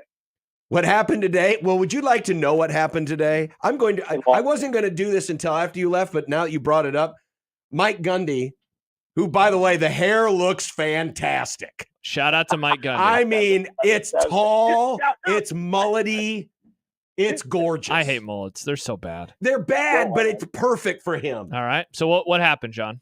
So he was talking about Ollie and what Ollie Gordon or Ollie Gordon and the DUI arrest. Now, I wish I could have Nick actually play this sound clip, but the audio quality is awful. So I have to read. Classic media days. I have to read it. And he's talking about Ollie's blood alcohol level. Okay. And this is what Gundy said. I looked it up on my phone. What would be the legal limit? 2 or 3 beers or 4? I'm not justifying what Ollie did. I'm telling you what decision I made. Well, I thought I've probably done that 1,000 times in my life. Oh my gosh. Gundy. Good Lord. Things you don't have to say publicly. No. This is why I like Mike Gundy. You said this earlier. This is the worst thing you can do, and now you're laughing at it? I'm not laughing at what he did. He should still be punished for it. But the fact that Mike Gundy has no stinking filter. Oh, he doesn't. Though he did have a filter sip. Apparently he was asked who he's voting for, and he said he doesn't know who the candidates are. Oh, God. So that's sort of having a filter, right? Because he knows who the candidates are. Yeah. So he has that. That's the only filter he has. Right. Politics, filter. DUIs, no filter. No filter. I bet his AD has something to do with the political filter. Wow. They might just told him, don't do that. Yeah. Again, after the good Lord. Incredible. Remember what happened a few years ago with the OWN net? Was it the OWN network? OAN, yes. Oh yeah. Yeah. Yeah. And they might have just told him, no, that's it now. Stop asking for free T-shirts. Wow. I got to go look up that quote. That's incredible. Yeah, it's on Awful Announcing. Perfect. Yeah, and there's video accompanied, but again, the audio quality is not great for us to replay it, but you can actually hear him saying it. I'll try to listen again during the break. Okay, awfulannouncing.com.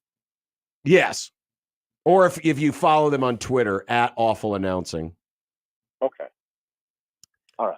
Thank you, Sip. Thanks, Sip. Great conversation. Thanks, yes. Yeah, good. Great conversation, even though you're trying to rob my summer just like Josh is. I'm with Josh on this one. See you later. Bye-bye. You're terrible. You're all terrible. Now, again, a reminder, I am enjoying summer. No, you're not. Yes, I am. I'm now convinced that you hate summer. How many books are you up to? On the year? 22. Ooh. Yeah, 22. Book boy. Yep, started another one last night. Actually, you know what else we did? My wife surprised me. She was like, close your eyes. I'm going to stop it. No. Because we were trying to figure out what we wanted to watch. And so I opened my eyes, and what did I see? But Walter White's pants falling to the ground in the desert outside of Albuquerque. We watched the pilot to Breaking Bad. And now we want. That was a surprise? Yeah, we hadn't been talking about it. You've been saying the last month that you want to do a rewatch of Breaking Bad. Yeah, and then she was like, she surprised me with it. I thought that was very nice of her. So we watched the pilot. And you literally could just turn that on anytime. She surprised you by going to the Netflix that you guys already paid for and opening a show that you've already seen. You guys are jerks. No, we're not jerks. It was just like, a surprise is like, I wasn't expecting this. Oh, I wasn't. I thought she was going to turn on like The Office. You made me some dry, crusty mashed potatoes. Thanks for the crusty potatoes, dear. It was great. And then I read Steppenwolf's first chapter covering. I like Steppenwolf. Steppenwolf? I don't know what that means. Magic Carpet Ride? Yeah. A Whole New World? No. Oh. The song is Magic Carpet Ride. I don't know. You've never heard of Steppenwolf? I don't know. Maybe I have. I don't know. Wow. I read. If I played it at double speed and Steppenwolf was talking about college football, would you recognize it? Oh, now you're talking. That's not language. the Steppenwolf I know. Now you're talking my language, John. Speaking of talking my language, yeah. You know what is one of my favorite love languages, John? No. Food. You know who else loves food? I would assume all of our listeners. And they can take advantage of this by going to 1620thezone.com on Friday morning at 9 a.m. And I guarantee you that their mashed potatoes are nice and moist. They're very good. Not it's Cops. crusty and dried out like the ones Josh eats. Pizza, steak, seafood, pasta, and tasty charred wings, other stuff as well. Dine and carry out. It's awesome. You can get $50 worth of vouchers for only $25. Again, Friday morning at 9 at 1620thezone.com.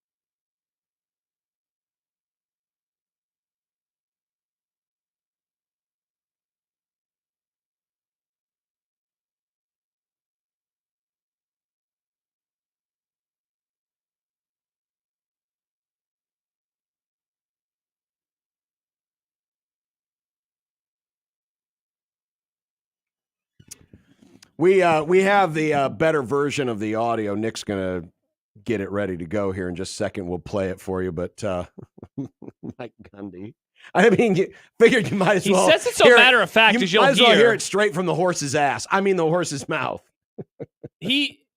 And like the thing that surprised me when watching it during the break is that he is not trying to make a joke. No, like I was expecting there to have like a punchline kind of vibe to it, and it does not. No, he's saying it matter of factly, as you will hear, as we will hear here momentarily, Nick. As soon as you have it, we'll play it here. But here's Mike Gundy from Big Ten Media Days. Again, he's talking about Ollie Gordon's DUI arrest that happened just a couple of weeks ago. I want to say he blew like a 1-2 I think it was a 1-2 and a 1-1. They tested him twice, but it was over the .08 legal limit. So I looked it up on my phone. What would be the legal limit? Like in Oklahoma is .08, in Ollie was 0.1. So I looked it up, and it was based on body weight. Not to get into the legal side of it, but I thought really 2 or 3 beers or 4. I'm not justifying what Ollie did. I'm telling you what decision I made. Well, I thought I've probably done that 1,000 times in my life. And I, it's just fine. So I got lucky. People get lucky. Ollie made a decision that he wished he could have done better. But when I talked to Ollie, I told him, I said, you're lucky you got out light because you make a lot of money to play football. So I looked it up on my phone. That's the... So yeah, it definitely doesn't have the humorous vibe that the quote reads, and one of the things that I thought of off the air was, and I don't know how much he weighs, either Gundy or Ollie, but body fat is going to play a big part in this and how your body is going to respond to alcohol. So I don't know. In a weird way, is there a lesson learned from Gundy that he recognizes, like, oh man, I didn't realize that having X amount of beers was a bad thing. I need to not do that moving forward. I heard it that way. I don't know how you did. Well, okay. The math of it all, the science of it all, I mean, he's right. Probably a lot of people, sadly, have been able to drive on a 0.1, 0.11. But Gordon was pulled over after he swerved his car into the adjacent lane twice. So in other words, he crossed the center line twice and was caught 17 miles an hour over the 65-mile-an-hour speed limit. So he's driving 82. So he's driving 82, and I believe it's on a 2-lane. Oof. And he's crossed the lane a couple of times. Yeah, so what Gundy says at the end, like, this could have been a whole lot worse. Stuart Mandel, by the way, he just tweeted, he said, got a chance to follow up with Gundy about this for just a few seconds. He said he was referring to all the times people make bad decisions, not specifically drunk driving. So saying I've probably done that 1,000 times in my life, he's saying he's probably made a whole lot of bad decisions in his life, I guess. I suppose. Right? But, I mean, again, there's consequences. Yeah, absolutely. There's consequences. And the sad thing is, and that's the thing about DUI, it's the ones that don't get caught until something bad has already happened. Yeah. When someone gets taken out on the highway because of someone else's irresponsibility, guess what? There is no second chance there. That's why in episodes like this, where somebody who is a high-profile person does get caught, it's probably a good idea, sad to say, to maybe make a bit of an example of them for the rest of us. Yeah, for sure. So that we're not tempted to do the same stupid thing. Yeah.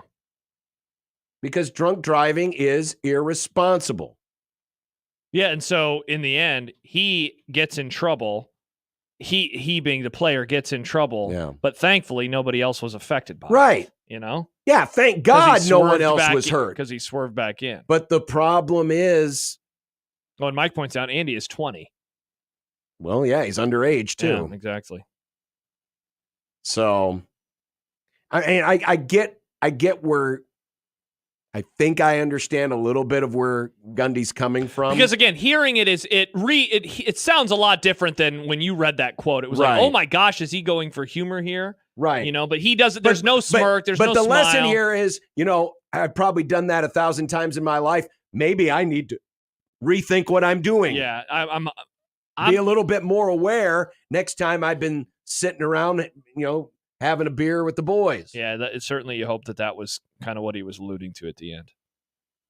So we'll see. Again, I don't want to go into parsing this left and right. I'm more disappointed in the decision that Gordon is not going to be suspended or serve some kind of a punishment that I think is more appropriate given the reckless decision that he made.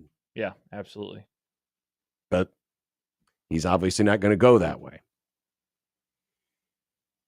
and you wanted football back. See, now we got to talk about this stuff. I love football, John. It's a great sport full of men, difficult men that don't always difficult men that don't always do the right thing.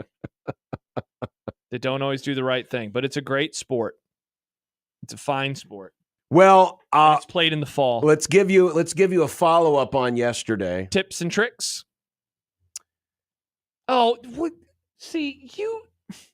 What? He's smiling. Look at his face, You want to Nick. talk about college football? This is college football. Nick, look at John's face. Look at him. I didn't tweet this out. He Tom looks- Fornelli, he looks friend like of the a freak. program. Friend of the program, Tom Fornelli tweeted I this do out. love Tom. He's a great man. We mentioned yesterday the one-score game record that Yeah. Nebraska has and the lack of wins, 24 in a row Yeah. they've lost against ranked teams. Yeah. Well, Tom Fornelli went and looked at the last 3 seasons. The 21 one-score games that Nebraska's been in is second most in the nation. Only Washington, who's like the opposite. They're like bizarro Nebraska. Nebraska's 3-18 in those one-score games. Washington is 15-7 in their 22. Maybe Nebraska will get some of that yogurt magic this year. Thank you, Nick. But look at the other teams and the other records. I mean, the only other program that is even close to having as bad a record as Nebraska in one-score games is Iowa State. Mm-hmm. Iowa State's been in 19 one-score games the last 3 seasons. They're 5-14. Not great. Iowa State should bring back the 1984 logo. It's Wow, just because I like it better. What a very specific thing that Nick wants. I bet that will help them. Interesting. Oh, and by the way, of those more. of those 21 one-score games, 19 of them have happened in the Big Ten Conference. Oh, that's good. So it's not happening much in the non-con, just No. in conference. Just the con. Sadly, the ones in non-con have been, Colorado? No. That goes back too far. Georgia Southern. Georgia Southern. Trying to remember other one-score games. And Troy. Was Troy the last 3 years? That was Frost's first year. Oh, never mind. Yeah. Trying to think of other one-score loss because it would have been a loss. Yeah. What was the other one-score game? That they lost? In the non-conference. Oh, who'd they lose to?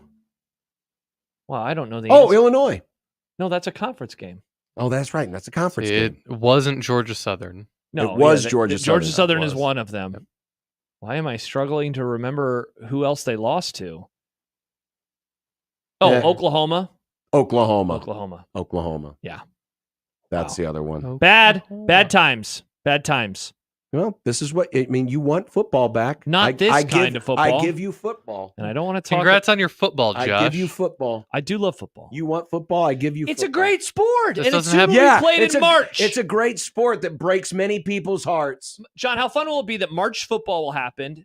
No, and it won't just be spring ball.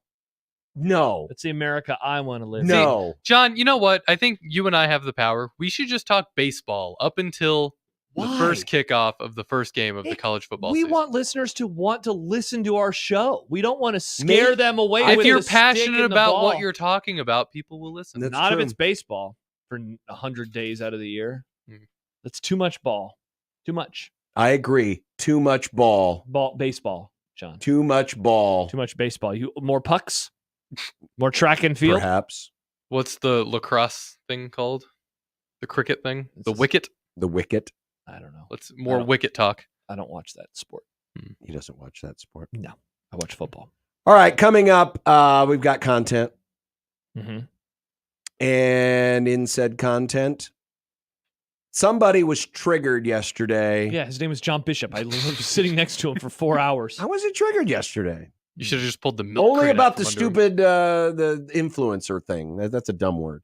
Oh yeah, Chuck, I'm really mad at the word influencer. It's a dumb word. To be fair, it is a It's little dumb dumb. word. And It's when a I dumb said, title, it's John, dumb watch everything. the movie in Japanese. You didn't like that either. Interesting.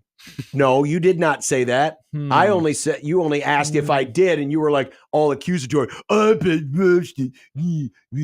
think less of you. I think less of you. I for can't it. believe you would and then sound just roll like around that. on the ground like a child because I said all I wanted to do was relive my youth when I used to watch Who's the child now?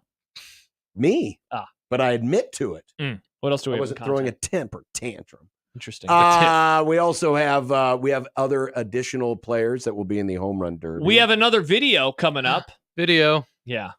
Yes, because somebody was upset with, and it wasn't John, who the folks were rooting for. By the way, Mike asks, Oklahoma beat NU by more than one score, right? They did in 2022, but not in 2021. Yeah, Nebraska lost that game famously by one score because that's what they always did in that season. Yes. Yeah, indeed. All right. Content coming up, 1620 zone.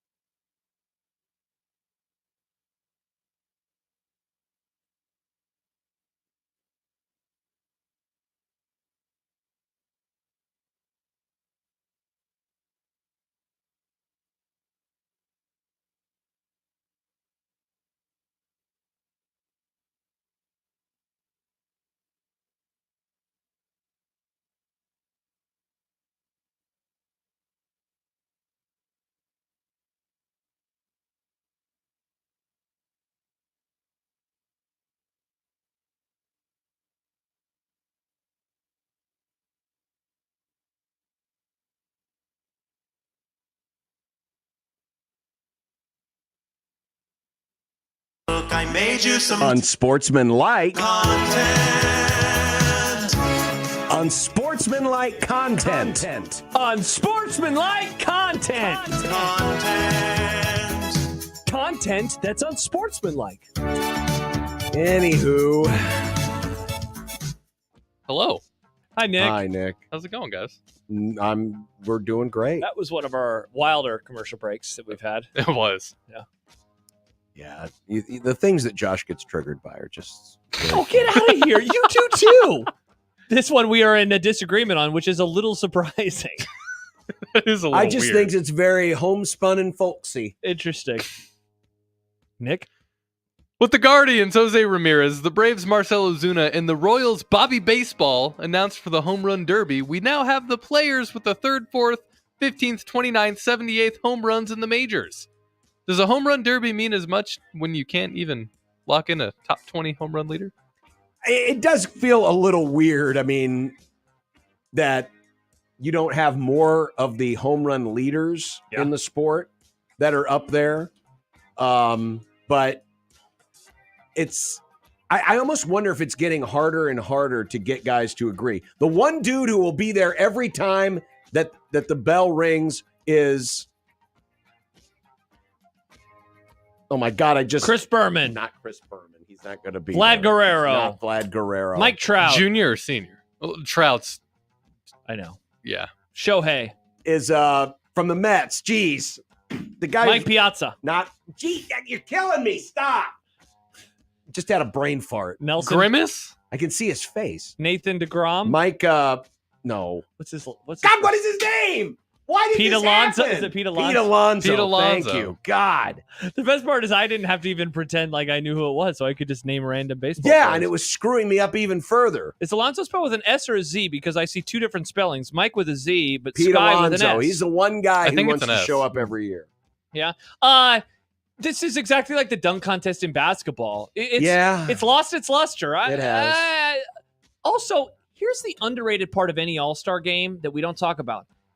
If you're good and you make it, cool, congrats. You probably get a bonus, but then you have to work. You don't get the week off. I'd be kind of pissed. I don't want to swing a bat 100,000 times on a Tuesday. I want to be, or a Monday. I want to be at home on my couch. You don't want to see massive dongs? I love being on my couch. Don't baseball players love being? Their couches are probably nicer than mine. Well, they have nice clubhouses now. I guess that's true.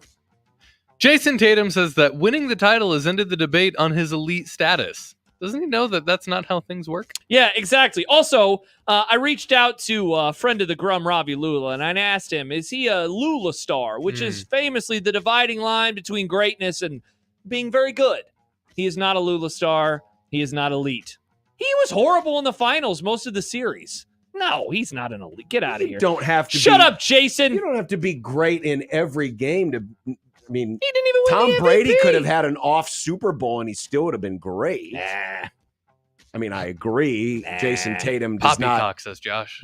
Jason Tatum doesn't pop to me in terms of like an elite player. And you're a Celtics diehard. He plays for an elite franchise. Interesting. It's all about the green unis. Listen, he's getting paid. He's got plenty of time to prove that he is elite. But I think he's got to do a little bit more to do it. Or maybe a lot bit more to do it. Like hang banner 19, followed by 20, then 21. Then we'll talk about it. All right, let's settle down, John, with so many banners. Novak Djokovic was not happy at Wimbledon yesterday. Oh, I thought you... I thought Nick was doing it. All right, I thought you had it queued up. I got it. And to all those people that have chosen to disrespect the player, in this case me, have a good night.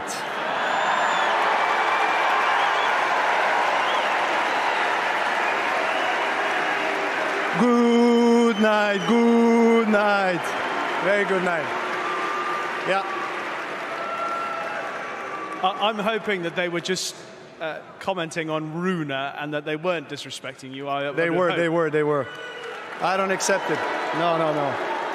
I know they were cheering for Rune, but that's an excuse to also boo. Listen. I've been on the tour for more than 20 years, so trust me, I know all the tricks. I know how it works. It's fine. It's fine. It's okay. I focus on the respectful people that have respect, that pay the ticket to come and watch tonight and love tennis. And love tennis and appreciate the players and the effort that the players put in here. I played in much more hostile environment, trust me. You guys can't touch me. Now, I just lost all respect for this idiot. Had you not seen that yet? I had not seen it. I had heard about it. Such a baby. Good Lord. Such a baby. So the controversy. Good night. So his opponent. Nick, let's have that for the end of the show. Good night. His opponent, that's his name, Good. And no, so, it's Rude. Rude. Right, like Bo Rude. They're not saying boo, they're saying rude. Oh, they're just doing it to disrespect me. Yeah, it's Rune. Holger Rune.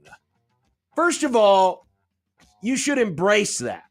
If you think they're booing you, fine. But then to go out there and to cut a promo on the mic saying, "Oh, you're being so disrespectful." I guess if he's trying to be a heel and cutting a heel he's promo, doing a great job. Then good for him. It's like but if 2020 he's all over actually again. serious, He's an then idiot. he is not a serious human being. Yeah, I couldn't agree more. Also, I echo everything John just said. The guy's an idiot. I want us to take the Beatles song "Good Night" from the White Album and cut it in, and so it's who is it? That's a Ringo song. Now it's time to say good night. I want to do that so bad. Oh my God, that is insufferable. And then how about the guy from Wimbledon? He is really trying hard. Like, no. Maybe they were saying rude. Right. And he's like, no, I've been playing for 20 years. Such an idiot. And he comes across like a big baby. Moron. I have very little tolerance for the athletes in the country club sports who get all bent out of shape about fan behavior. Yeah. Just shut up and play and don't worry about the fans. And if you need to use it as energy, great. But what a coward. Nice.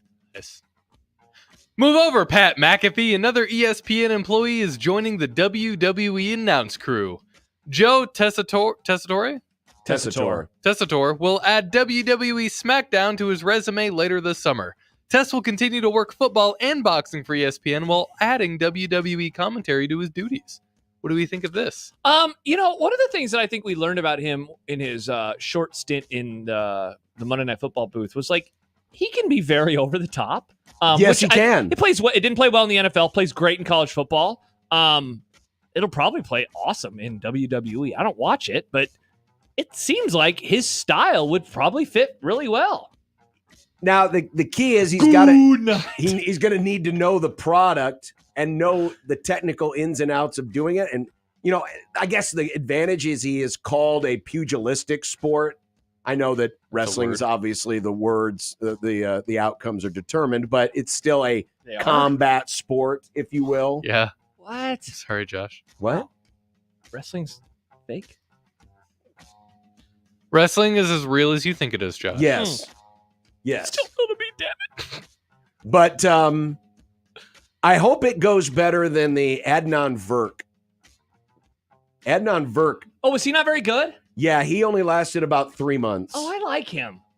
As an interview, as an interviewee, I think he's a great podcast guest. Yeah, but he's not very good. As a WWE announcer, it didn't work. Are you saying that he wasn't good? He was not good. Good news, everyone. Good news. Texas quarterback Arch Manning is now in the game. Oh, nice reference, Nick. Yeah. He's agreed to a tiny baby buyout from EA Sports, and he will be a player in the college football video game. Now, are you too excited to buy it? Yeah, this was the tipping point for me. I said if Arch wasn't going to be in it, I'm not going to play this game. But that's awesome. Now I'm very excited. Can't wait to take Texas to the toilet bowl. This is awesome for people like you. Remember when you were clutching your pearls about the video game, and now he's in. Yeah, it's great. It's a dynasty. I will not buy it though. I would, if somebody bought me the game system and the game, I will play it. I can promise that. If someone spends $600 on me, I would play it. I think it would take me forever to be able to do it at any level of competence because It's been so long since I've played a game like that, and I know there's even more there's a lot of buttons and knobs You guys than just there gave used me to be. Great content. Oh, save it for the meeting, Nick. Saving it for John, the are you meeting. saying that you wouldn't be good? I would not. Oh, that's a bummer. And then Josh's fans would be going, Josh, and They're I'd be not. like, they're booing me. Finally, fellas, one that means a lot to me. Oh. The hashtag RIP Cartoon Network was trending on X, leading many to believe that the network had gone off the air. It turns out it was a stunt by a union trying to unite animators. So happy days, Cartoon Network, the channel that I grew up on, is not dead. This is tremendous news. I hope that they're able to unionize, and the channel is not going away, and so Nick will still have something to watch when he goes home at night. Do you know? Did Cartoon Network make their own stuff? I thought they just replayed. No, they made stuff all. Boomerang replayed the old stuff. Cartoon Network has made their own things for years. Yeah, like Johnny Bravo, Dexter's Lab. I thought Girls. they were just. I thought Foster's it came Home. from other providers, and No. they just bought the rights. You know the band My Chemical Romance? Yeah. The lead John singer. knows. The lead singer Gerard Way. He was an animator at Cartoon Network, and then 9/11 happened, and he made the band. That's where My Chemical Romance came from. I know. So wait, you're a fan of My Chemical Romance, Yep. are you not, Nick? Yep. Wow. So do you say Sometimes flowers interesting can bloom interesting from the rubble of tragedy. Wow. There was literal rubble in that tragedy, Nick. There was. I'm not touching this, but I was confused because I Chance, kept are you seeing out there? RIP Cartoon Network, and I thought, man, did they take the channel off the air? But no, it's Cartoon Network is on the air. It's still on the air. Nice. I loved Cartoon Network when I was a kid. It was like edgy cartoons. And then they have If you're Adult a Swim. If you're a teenager and you like cartoons that sometimes say damn, then this is the network for you. That's true. And I was like, oh, I like saying the word damn. Sometimes that's like hell, and you're like, oh, man. SpongeBob wouldn't do that. Yeah, exactly. Oh, SpongeBob. You know what SpongeBob wasn't, Nick? Good. Oh, bad take. No, SpongeBob sucks. It was good until after the movie. And after the movie, it kind of Comment from Andrew writes, Atreyu greater than My Chemical. Atreyu. That's the name of the band. Atreyu's fine, but they're also two different bands. I've heard they're mid. They're two different bands. You can't really. It's apples and oranges. Mid. Yeah, I don't know. All right. Over my head. Nice. What's for dinner is next on 1620 The Zone.